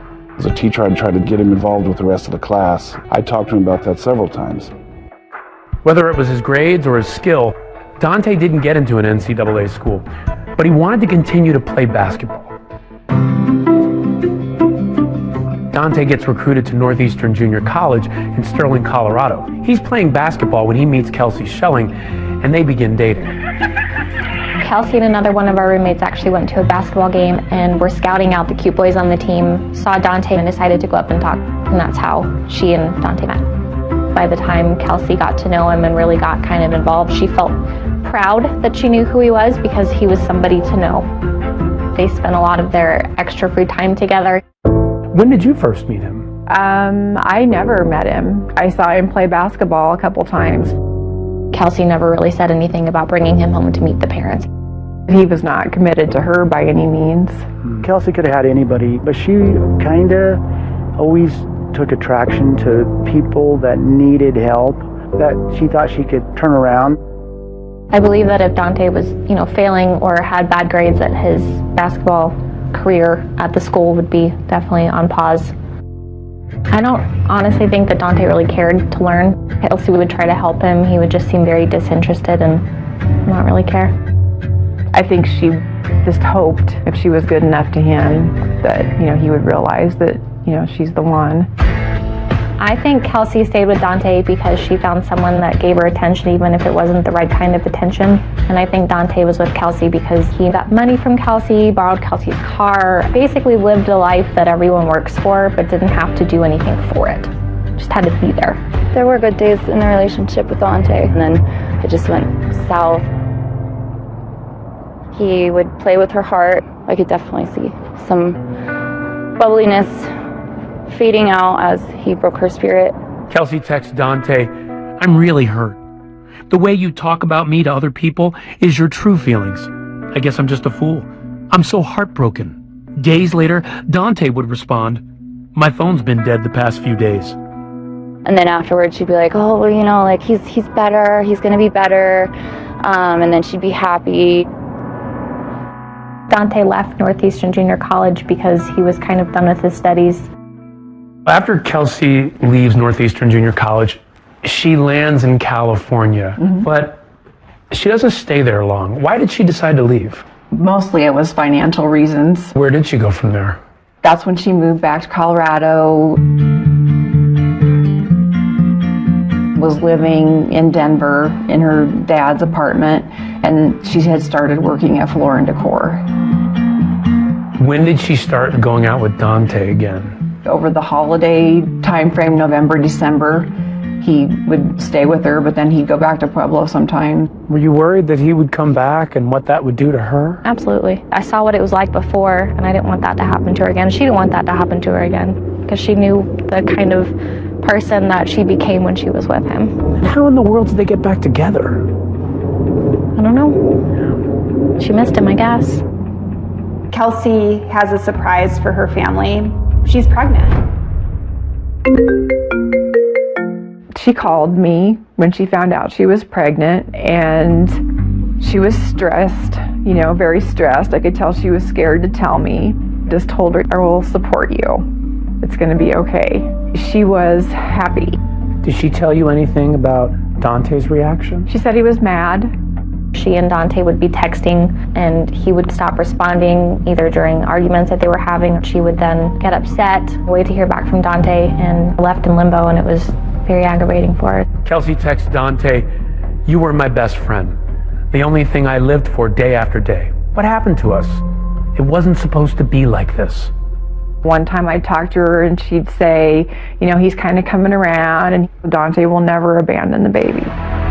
But a child with Kelsey was not in Dante's plans. Kelsey gets a text from Dante and he says that he has something for her. He alludes to a surprise and he wants her to come to Pueblo.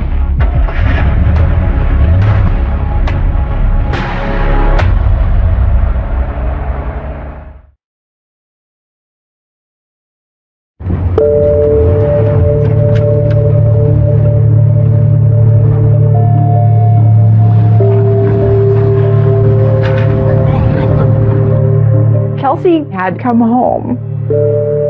When she was here, she slept a lot. I knew it was hard on her working full-time in Denver. Now with a new pregnancy, she was really tired. I said, I will support you.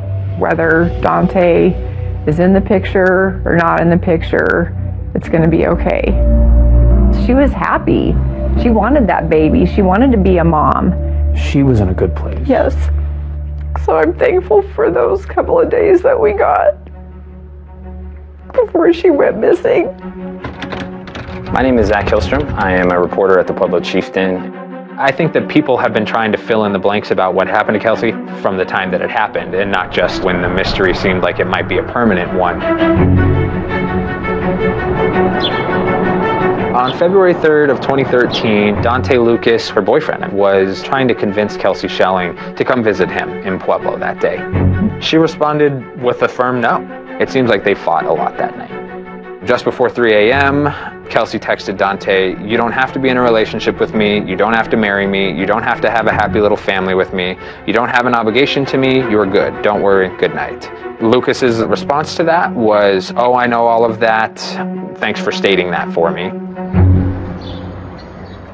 So it was February 4th and Kelsey had taken 3 home pregnancy tests. So she went into the doctor and had the doctor confirm to her that she was actually pregnant. She got the sonogram done. She even had the photo in hand of her sonogram. She was able to share that with her mom. What did you think when you saw the baby? I was happy. I knew that she was happy. She showed up to work probably 10 minutes late. She just had her ultrasound. She was really excited. She was in a great mood that day. That morning, Kelsey told Dante that she had finished her appointment and that her due date was September 13th. Lucas's response to that was cool. He asked her to skip work and come to Pueblo. She texted him, "I'm not going to come get you so we can fight all day."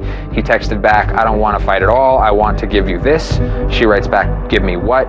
He says, "Just wait and see for yourself. You probably wouldn't believe me if I told you anyway, so you can see for yourself." Kelsey decides to go down to Pueblo after work. She clocked out of work at a little bit after 8:40 p.m. and hit the road to see Dante in Pueblo. So Denver to Pueblo Drive, right down I-25. It's about 2 hours long. It's just one straight path. Not a lot of people are out on the roads. It is a lonely, quiet drive. While she's driving down to Pueblo, Dante sends her a text saying, "Let's meet at the Southside Walmart." She parks her car there. She texted him at 10:20 saying she'd arrived, and he replied that he'd be there shortly. She's waiting, and she's getting impatient, like any girlfriend would. At 11:10 p.m., he still hadn't shown up to the Walmart. That's when Dante says, "Let's meet at our spot," which is in the neighborhood of his grandmother's home, and that's where Dante was staying at the time. She moved her car there from the Southside Walmart. She was just parked on the side of the road in this residential neighborhood. So then she's left waiting there again, and she's still impatiently texting him. The last confirmed message from Kelsey was sent at 11:18 p.m. She was asking Dante, "Where are you? I've been here for over an hour just waiting."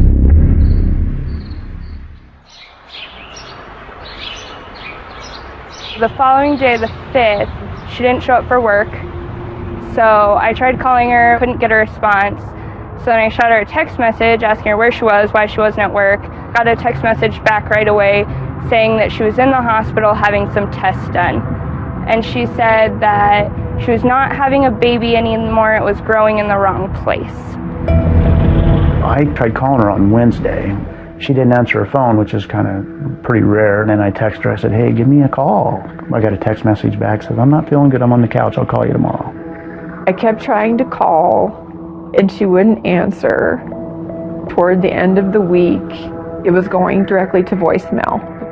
So then, in the back of my mind, I'm starting to get concerned.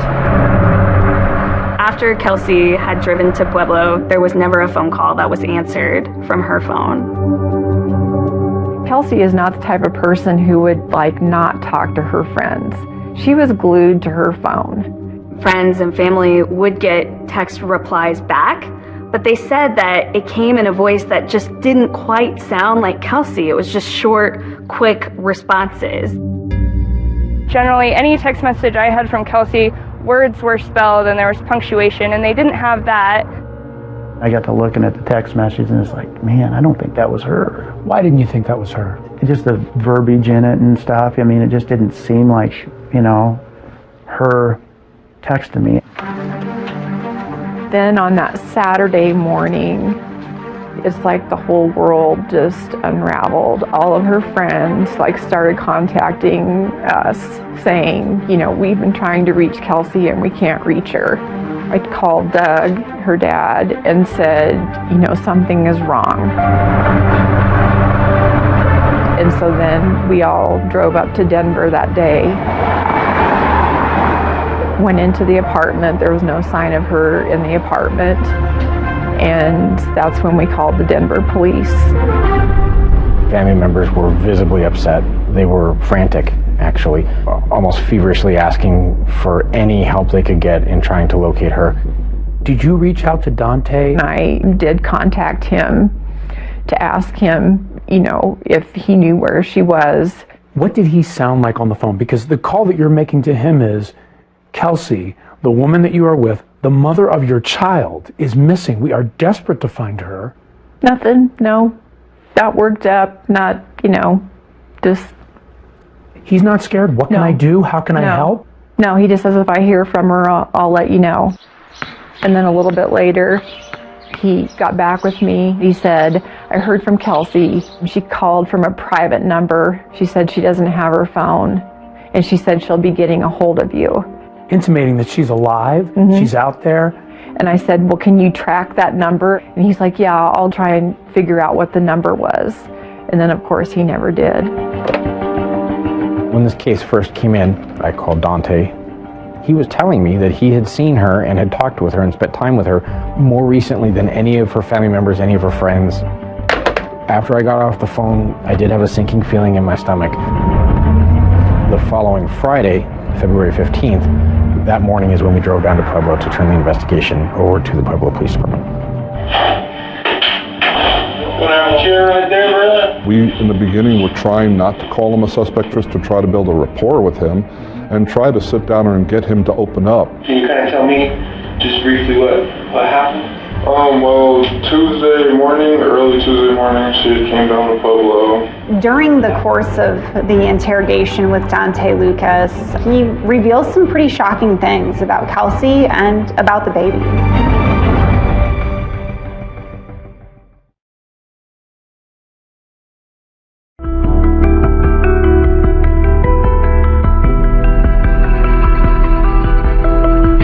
To the mysterious disappearance of a Denver woman. Pregnant woman who vanished. Kelsey was 8 weeks pregnant, last seen in Pueblo, visiting her boyfriend Dante Lucas. So So when do you start talking to Dante Lucas? We start talking to him fairly quickly as far as what is going on. Police bring Dante in for questioning, and immediately he denies a romantic relationship with Kelsey. Now, is she your girlfriend, or no? We never were actually in a relationship. Can you kind of tell me just briefly what happened? She came down to Pueblo, and we're talking, whatever. We ended up, getting mad at me or whatever. Dante tells Officer Robinson that Kelsey slept in her car in Pueblo. He said that they met up again the following morning and that he brought Kelsey Schelling to Parkview Medical Center, where she went inside. So went to Parkview, and she went in and stayed for about almost 2 hours, hour 45 too. We have no record of Kelsey Schelling ever being here at Parkview Medical Center. Now, what do you check to find out if she was here or not? We have a medical records system that keeps track of every patient that's ever walked through our doors. So for you, there was no way she's ever here? That's correct. He alluded to the fact that she may have had a miscarriage. She came out and she told me she wasn't pregnant. Just the day before in Denver, Kelsey's doctor told her that the baby was healthy. So then after we left Parkview, Dante claimed that he and Kelsey then went to the Southside Walmart. Kelsey was going to grab some snacks before she made the drive back to Denver. She went to go get some snacks, like something to eat, because she was hungry. And then came back out, we ended up talking, and she ended up telling me, like, get out of the car at Walmart, and she didn't want to take me home. So I just left from Walmart, started walking home, and then my mom came and got me. But surveillance video from Walmart reveals a different version of events. He contends that the two of them are together, and clearly, based on the surveillance, it's one person. It's him getting out of the car, and no one else exits. When the car was parked at Walmart on February 5th, police believe that it was Dante Lucas parking that car, getting out and walking away. They have pretty good surveillance video showing it. The car sat there overnight. The morning of February 6th, this unknown man is seen walking to Kelsey Schelling's car, parked at the Southside Walmart, and is seen driving away with the car. We have no idea who that person was in that video. It's a car that person is familiar with, and we know earlier that Dante had the key. Who do you think that someone was that came back and drove that car away? There's similarities to Dante, but it's nothing that we can 100% say that is the person who drove it away. When Dante Lucas talked with police, he didn't paint the best picture of Kelsey. He painted a picture of, just that she was kind of troubled. She had bad anxiety. She has anxiety attacks, so she had pills for that. What can you tell me about that? She's told me before that she's ended up in the hospital a few times from overdosing, I guess. Dante cast her to police as someone who had troubles with drugs. No? I don't believe that, no. She just one time she told me about suicide, but she told me she ended up in the hospital behind it multiple times. When she was 15 years old, she did. So yes, she has had that in her past. But if she committed suicide, you would find her body. I mean, she was happy. She wanted that baby. She wanted to be a mom. So at this point, Kelsey has been missing for more than a week. But on Valentine's Day, February 14th, 2013, her car is discovered. The car of a missing Denver woman has been found in Pueblo. Detectives will be examining Kelsey's car. It was big news when Kelsey's car was found at St. Mary Corwin Medical Center. How did it get there? What happened to Kelsey? I knew once her car was found that something horrible had happened, because there's just no way that she would have gone somewhere and left her car. To find the car and no Kelsey. And no Kelsey. We did not have any good security footage that could tell us who dropped off the car, how the car got there. Normally, if someone was going to go away for a few days, they'd take their car with them. So we are now leaning towards foul play. So we accelerate the case. Police start working backwards. They start going through surveillance video, and what they find is pretty surprising. Less than 12 hours after she would have arrived in Pueblo, surveillance video shows Dante in her car at an ATM in Pueblo. He's driving and he takes $400 out of Kelsey's bank account. But is it suspicious for you that he uses that card after the date where you pinpoint Kelsey was missing? It is part of the suspicious activity, yes. Because Dante withdraws money from Kelsey's account without her in the car, Dante is brought in for a second time by Pueblo police. This is the second time I talked to you. These detectives had a wealth of information to go at him. Why'd you get the money? The money? Mm-hmm. What money? 11:39 at the bank. You're on video, dude. In her car with her credit card. You're on tape. Oh, this is the 400 that you're talking about? Mm-hmm. This is for my phone bill. Why didn't she go with you to the ATM? It's not in the car. It's on the video. It may have been while she was in the hospital. I'm not sure about like I said, my time frame has been messed up.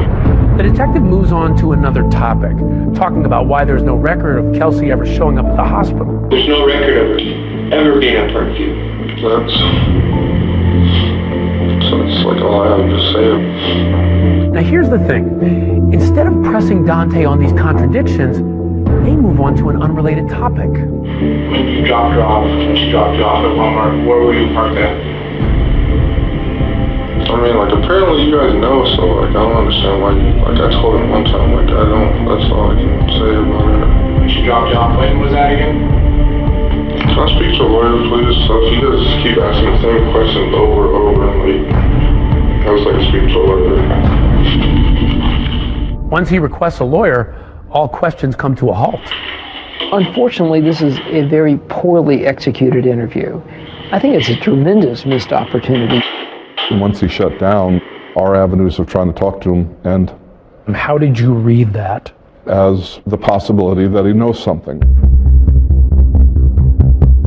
Dante Lucas was arrested on February 15th. They don't arrest him on murder charges. He was arrested on felony identity theft charges for using Kelsey's debit card at the bank that day.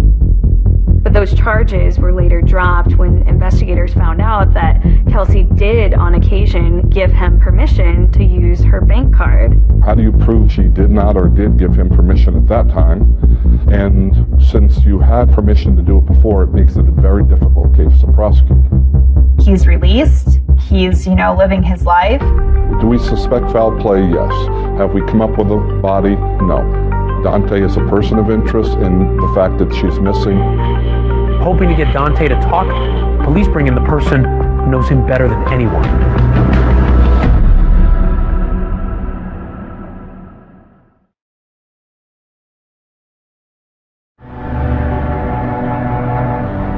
Mysterious disappearance and the disappearance of Kelsey Schelling. Missing pregnant woman and her unborn baby.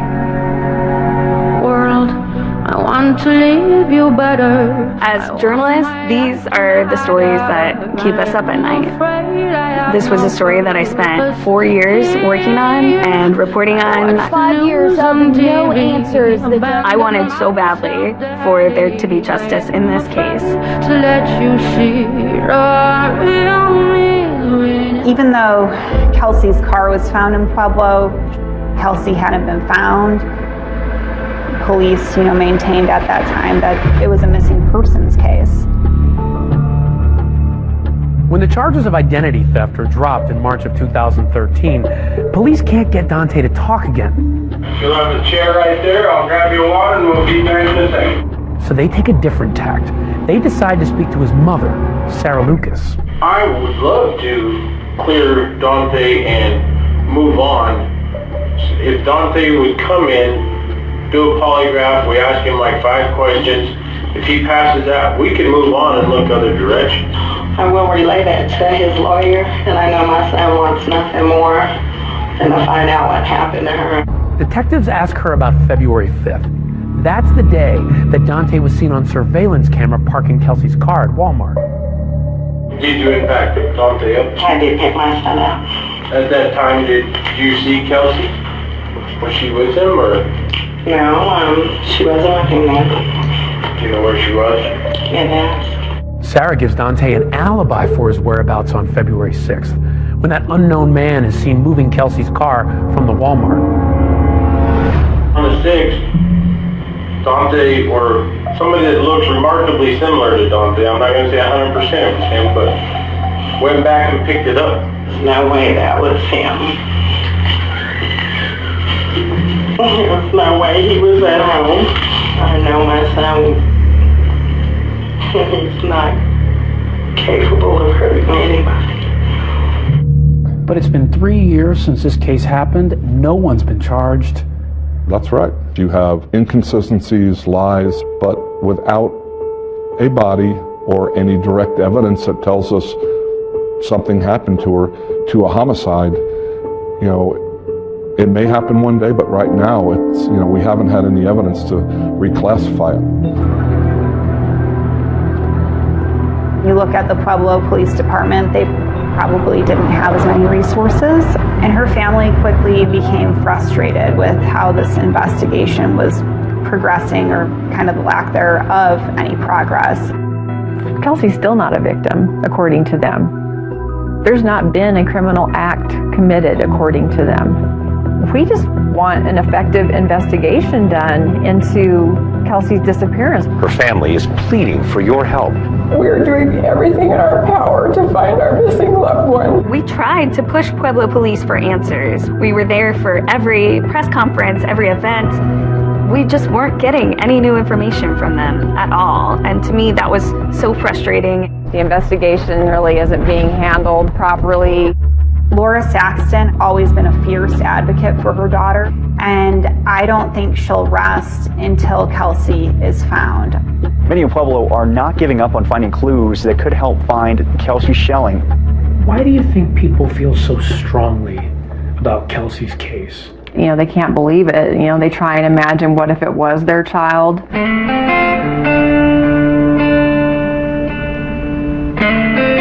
We're gonna break up again. Over here. In May of that year when she went missing, they started doing their own searches because they didn't think police were looking hard enough. The whole community was rallying. There were so many searches for her body all over the city of Pueblo. This is probably one of the largest groups we've had in a while. After 3 years, that means a lot, so thank you. Come on, kid. People were scattering, just looking for any shred of evidence. It's becoming harder to come back. I dread the trips, but I know I have to do it. She comes home empty-handed. The one thing that she doesn't have is Kelsey. They never found anything on those searches. Then those searches turned into anniversaries. Kelsey Schelling disappeared 4 years ago this month. And Kelsey's mother believes police are now closer than ever to finding her. That turned into justice walks. What do we want? Justice! Around the Pueblo Police Department and the District Attorney's Office. We appreciate you all so much. Your support keeps us going. To put pressure on our system to do something here. We're going to keep going. We're going to keep coming up with ideas. We're trying everything. Kelsey's family offers a $50,000 reward for information. So you feel like you're doing everything you can, even to this day, to find out what happened with Kelsey? Yes. There is no lead we don't follow up. We followed up leads from psychics that call in. So they've had a vision on where Kelsey is, and we followed up those leads. In an effort to get some more information, hopefully some tips and leads in the case, Kelsey's family also set up a Facebook page, Help Find Kelsey. It was one source or one place where people could come together to generate information, maybe from even people that didn't want to call police. You get a Facebook message. It was from a woman saying, if I have information about Kelsey, can I remain anonymous? It's so awful. He sold her into sex trafficking. I almost feel like I went insane. What if she is still out there somewhere?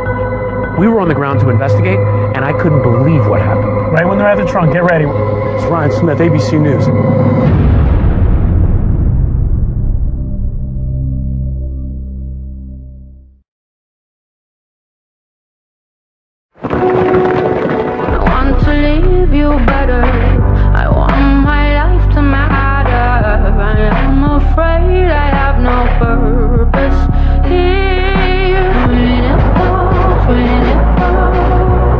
meeting in a parking lot. Dante sends her a text saying, "Let's meet at the Southside Walmart." And she parks her car there. The car sat there overnight. This unknown man is seen walking to Kelsey Schelling's car and is seen driving away with the car. And Kelsey's just gone. Kelsey had taken 3 home pregnancy tests. Now, is she your girlfriend or no?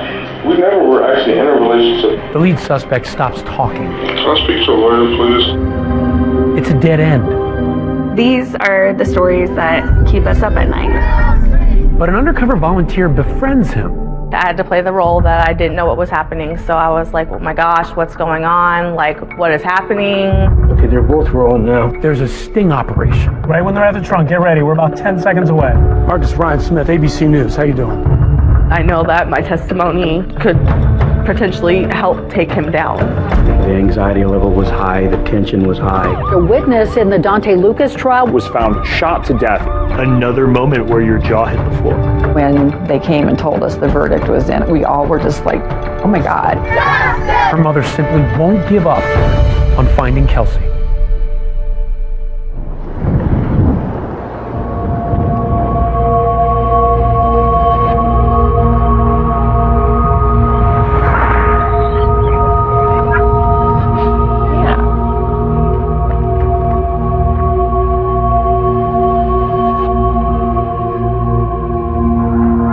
For nearly 2 years, Laura Saxton had been on a desperate search for answers about her daughter Kelsey, who suddenly disappeared in February of 2013. There will be a renewed search for clues in the case of Kelsey Schelling. Just through seeing Laura Saxton, the tears, the sadness, the frustration, it all came, rolling out. Many in Pueblo are not giving up on finding clues that could help find Kelsey Schelling. The relentlessness of this mother's search really struck a chord with so many people in Pueblo.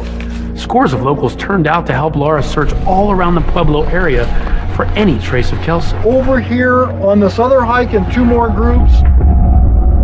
The ride home is always really tough, going home empty-handed, emotionally and physically. Is it hard to keep hope? As far as the hope of actually finding her, that dwindles, every day. But then, in October of 2015, nearly 2 years after Kelsey's disappearance, there's a shocking development. A mysterious message giving Laura hope comes through the Help Find Kelsey Facebook page. That's the page that Laura had set up to gather tips and leads on the case. It was saying, if I have information about Kelsey, can I remain anonymous? When Laura responds, a man emails her saying, "Ma'am, please, your daughter is not dead. She will be back home alive." The man offers a harrowing account of what really happened to Kelsey. He claims that Dante hired a friend to kill her and says Dante has no idea she is alive. He thinks she is dead. And that the friend did not kill her. He sold her into sex trafficking. It made me sick. I could barely function. What if she is still out there somewhere? The emailer says he needs money to help Kelsey escape. $50,000 in cash. So the plan is this. The money is to be brought to Vancouver, Washington, specifically to a local McDonald's restaurant. Then it's to be hand-delivered to a guy named Marcus, who would be wearing a red hat. Once the money was exchanged, then this courier person would go and get Kelsey and bring her back to the McDonald's. I'll have to sell some stocks, which will take about a week, but I can push to expedite that process. I just thought, what if she's been out there and I could have found her and we haven't? It was just what if? Laura sets up the meeting at the McDonald's in Vancouver to deliver the cash. But even though she's desperate for answers, she's worried that something criminal is going on. So she reaches out to the Vancouver police and asks them to go undercover to meet this courier. It felt like law enforcement from Vancouver should have been involved in the situation. But just before the appointed time, the Vancouver police back out, believing it to be an internet scam and not an actual human trafficking plot. But 2020 had the McDonald's under surveillance to see if anyone would show up. our cameras are rolling as a man with a red hat comes in. That's him. He sits quietly, but after no one shows up, he takes off. Okay, he's on move. Cut the engine. Weird, eerie to see that they actually were, going through with this. She's gone. It was just all a matter of trying to get down to the truth of this. As I was investigating this mysterious email, a contact of mine told me about another missing woman's case that proved to be the key to unraveling this mystery. In Portsmouth, Ohio, 1,200 miles away from Colorado, Megan Lancaster, 25 years old, has also suddenly disappeared. Katie Lancaster is on a mission to help find her sister-in-law. She's gone without a trace. We have her car and her wallet. An eerie feeling like there's something, like we're gonna find something. Months go by with no developments. Megan's family organizes searches and sets up a Facebook page to publicize the case. And then, out of nowhere, he pops up. A startling message comes through the family's Facebook page about Megan. He says, I know where Megan is, and I can get her back. Just like with Kelsey's family, the emailer says he can help Megan escape, but he needs money, $50,000. He directs them to bring $25,000 in cash up front to Vancouver, Washington, specifically to that same McDonald's, and deliver it to a man named Marcus, wearing, no surprise, a red hat. What if he really does have her, and I can bring her home? You should stick with the crew, behind the camera, with the crew. To unravel just what's going on with this mystery, Katie agreed to work with 2020 to set up a sting operation. Katie and I are going to be in one vehicle. Just like Laura did 2 weeks earlier, she arranges a meeting to drop off the money in Vancouver at that McDonald's. There are booths over here. Katie, you said this morning that they sent you a text message. They will be sending Marcus. Okay, they're both rolling now. I would be going to this rendezvous with Katie, but wearing a hidden camera. As we walk into the McDonald's at the appointed meet time, we quickly spot Marcus, the man in the red hat, and walk over to him. Katie was instructed not to ask any questions, so I told Marcus, hey, the money is in the trunk of a car parked outside. Right when they're at the trunk, get ready. We're about 10 seconds away. Meanwhile, I was waiting outside with our camera team and a security guard in case this thing went sideways. Okay, let's get ready. As they head out to the parking lot, before the trunk is opened, I walk over to Marcus. I want to get some answers. Marcus, Ryan Smith, ABC News. How you doing? Pretty good. Good. Why'd you come here to take $25,000 from Katie? I don't know. You don't know why you're here to take $25,000 from Katie? Nope. What are you here for? Oh, because to collect some money. You see, Marcus claims he was suckered too, lured online into a supposed jewelry venture. He says he was supposed to pick up the money and then wire it to someone he's never met. So a random guy tells you to go to a McDonald's twice in less than 2 weeks to meet people to pick up money, and you don't think anything of it? I didn't think none of it. We were told that you were going to deliver Megan to Katie today. Is that true? I have no idea about no Megan or no kidnapping or anything like that. This would be a scheme to extort money from families who have family members that are missing. I didn't know nothing of this. I had no clue anybody was supposed to be exchanging nothing for a human being. If I did know, I would not have been involved in this situation. So you've been here twice, coming to pick up money at a McDonald's. Your name is attached to this. Just feel shaky inside. I had no clue. It's important that you be real honest with me. Yeah, I'm real honest. You have never heard of Kelsey Schelling? Never. Definitely a big scam. I want to know who's behind it.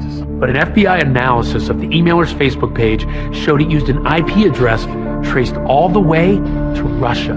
In most scams, they're compartmentalized. So the person you may send to pick up the cash at a particular location may know nothing about what the scam is. Then that's just 100% clarification that, this is just some dirtbags out there, trying to get money off of these poor families. But while the extortion plot that was torturing Laura was laid to rest, the roller coaster ride wasn't over. A sympathetic stranger who feels for Laura comes up with a shocking plan to go undercover on her own and befriend Dante to try to find the truth about what happened to Kelsey. I knew that I was potentially putting myself into danger. Dante Lucas? And when we go to get some answers from Dante, she was right there with him. What do you have to say to her family?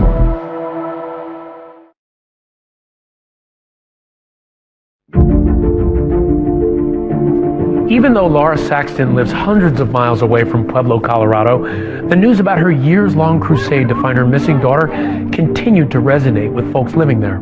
Our top story tonight, the search for Kelsey Schelling. Today, law enforcement following new leads in the case. We're going to keep coming up with ideas. I mean, we're trying everything. I felt really heartbroken for her. As a mom, I couldn't even begin to fathom knowing that your child's out there.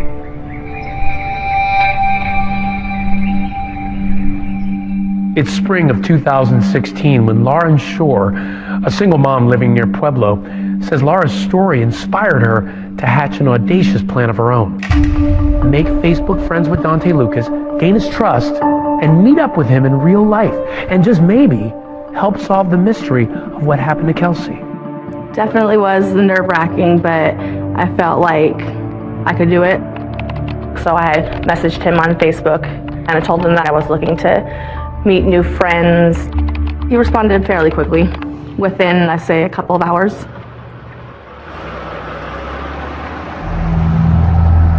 Lauren was eventually able to get Dante to meet her in person. When we shot this footage of Dante playing basketball in 2016, Lauren was there with him. She says it was only the second time they'd ever met. We had went to a basketball court to just play around, shoot some hoops, and that's when a man with a camera came up to us. Dante Lucas, I'm with ABC News 2020. The family of Kelsey says you're responsible for her disappearance. Is that true? Who's Kelsey? I freaked out. I had to play the role that I didn't know what was happening, so I was like, oh my gosh, what's going on? Like, what is happening? What's happening right now?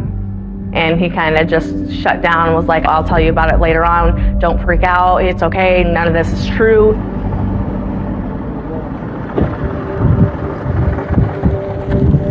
As the weeks go by, Lauren says she's able to develop a close relationship with Dante. We just hang around the family, watch movies, drink a little bit. He always smelt of alcohol. He comes off as very cocky, I feel like. He feels like he's just the man, and he can't do no wrong. Just as she'd planned, Lauren says she got Dante to open up, to trust her enough. The time finally seemed right to ask him about Kelsey. There was only a certain amount of period of time that he would talk about it. 1 minute he had no involvement, he had nothing to do with it, and then he would just shut down and start crying hysterically and get really upset. But Lauren says something very unexpected happened with Dante. Her undercover relationship with him blossomed into romance. I felt like he did genuinely develop feelings for me and did genuinely fall in love with me. He has this way about him that makes you just feel so sorry for him. In the back of my mind, I always kept that he is potentially a murderer. Lauren says her relationship with Dante continued for about a year, but then something happened. There was an incident outside his house that made her realize she was in way over her head. He's like, I want you to marry me. And he showed me the ring, I took the ring. At that point, I was kind of like done, because I didn't want to get in any deeper than I had already gotten into. Despite all the efforts of this clandestine girlfriend, her work doesn't seem to be paying off, and the clock just keeps ticking for Laura Saxton. She's not any closer to knowing the truth about what happened to Kelsey. I wasn't happy at all with how things were going, and I mean, that's one big reason why I wanted to do the first story with you guys. Was I was hoping that that would somehow bring something out into the light. Tonight on 2020, when do you stop looking for a pregnant daughter who's vanished? In May of 2016, our first 2020 program on the Kelsey Schelling case hits the airwaves. The very day of our broadcast, there's a big announcement regarding the investigation into Kelsey's disappearance. The Colorado Bureau of Investigation was going to join the case. That was news to me, so I was kind of like, oh my God, this is awesome. I think once that 2020 special aired, it really turned up the heat on Pueblo police and on this case.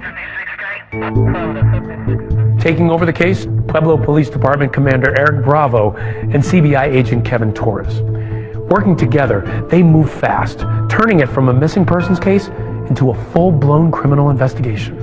It was a homicide investigation in our eyes, so I immediately started working on setting a plan into motion how we wanted to proceed. Police got a tip that led them to believe Schelling's body might be in Dante's backyard. It's not long before police dig up the yard of the house where Dante and his family had been staying. So we thought, man, we really have something. But it went from elation to satisfaction. That day it just seemed like we were there, and then it slipped away. During the investigation, Agent Torres finds out about Dante's relationship with Lawrence Shore.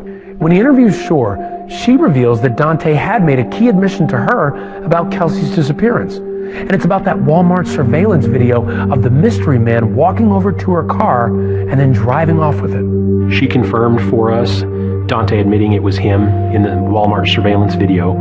She also informed us that Dante admitted to her dropping Kelsey's car off at St. Mary Corwin Hospital. The piece of information that Lauren provided to us was a pretty crucial piece at that point. Then, in late 2017, there's a huge development that will totally transform the case. A Pueblo man tells police that Dante and other family members had attacked him in front of their home and stolen $1,000 from him. Now that gives police a reason to arrest Dante.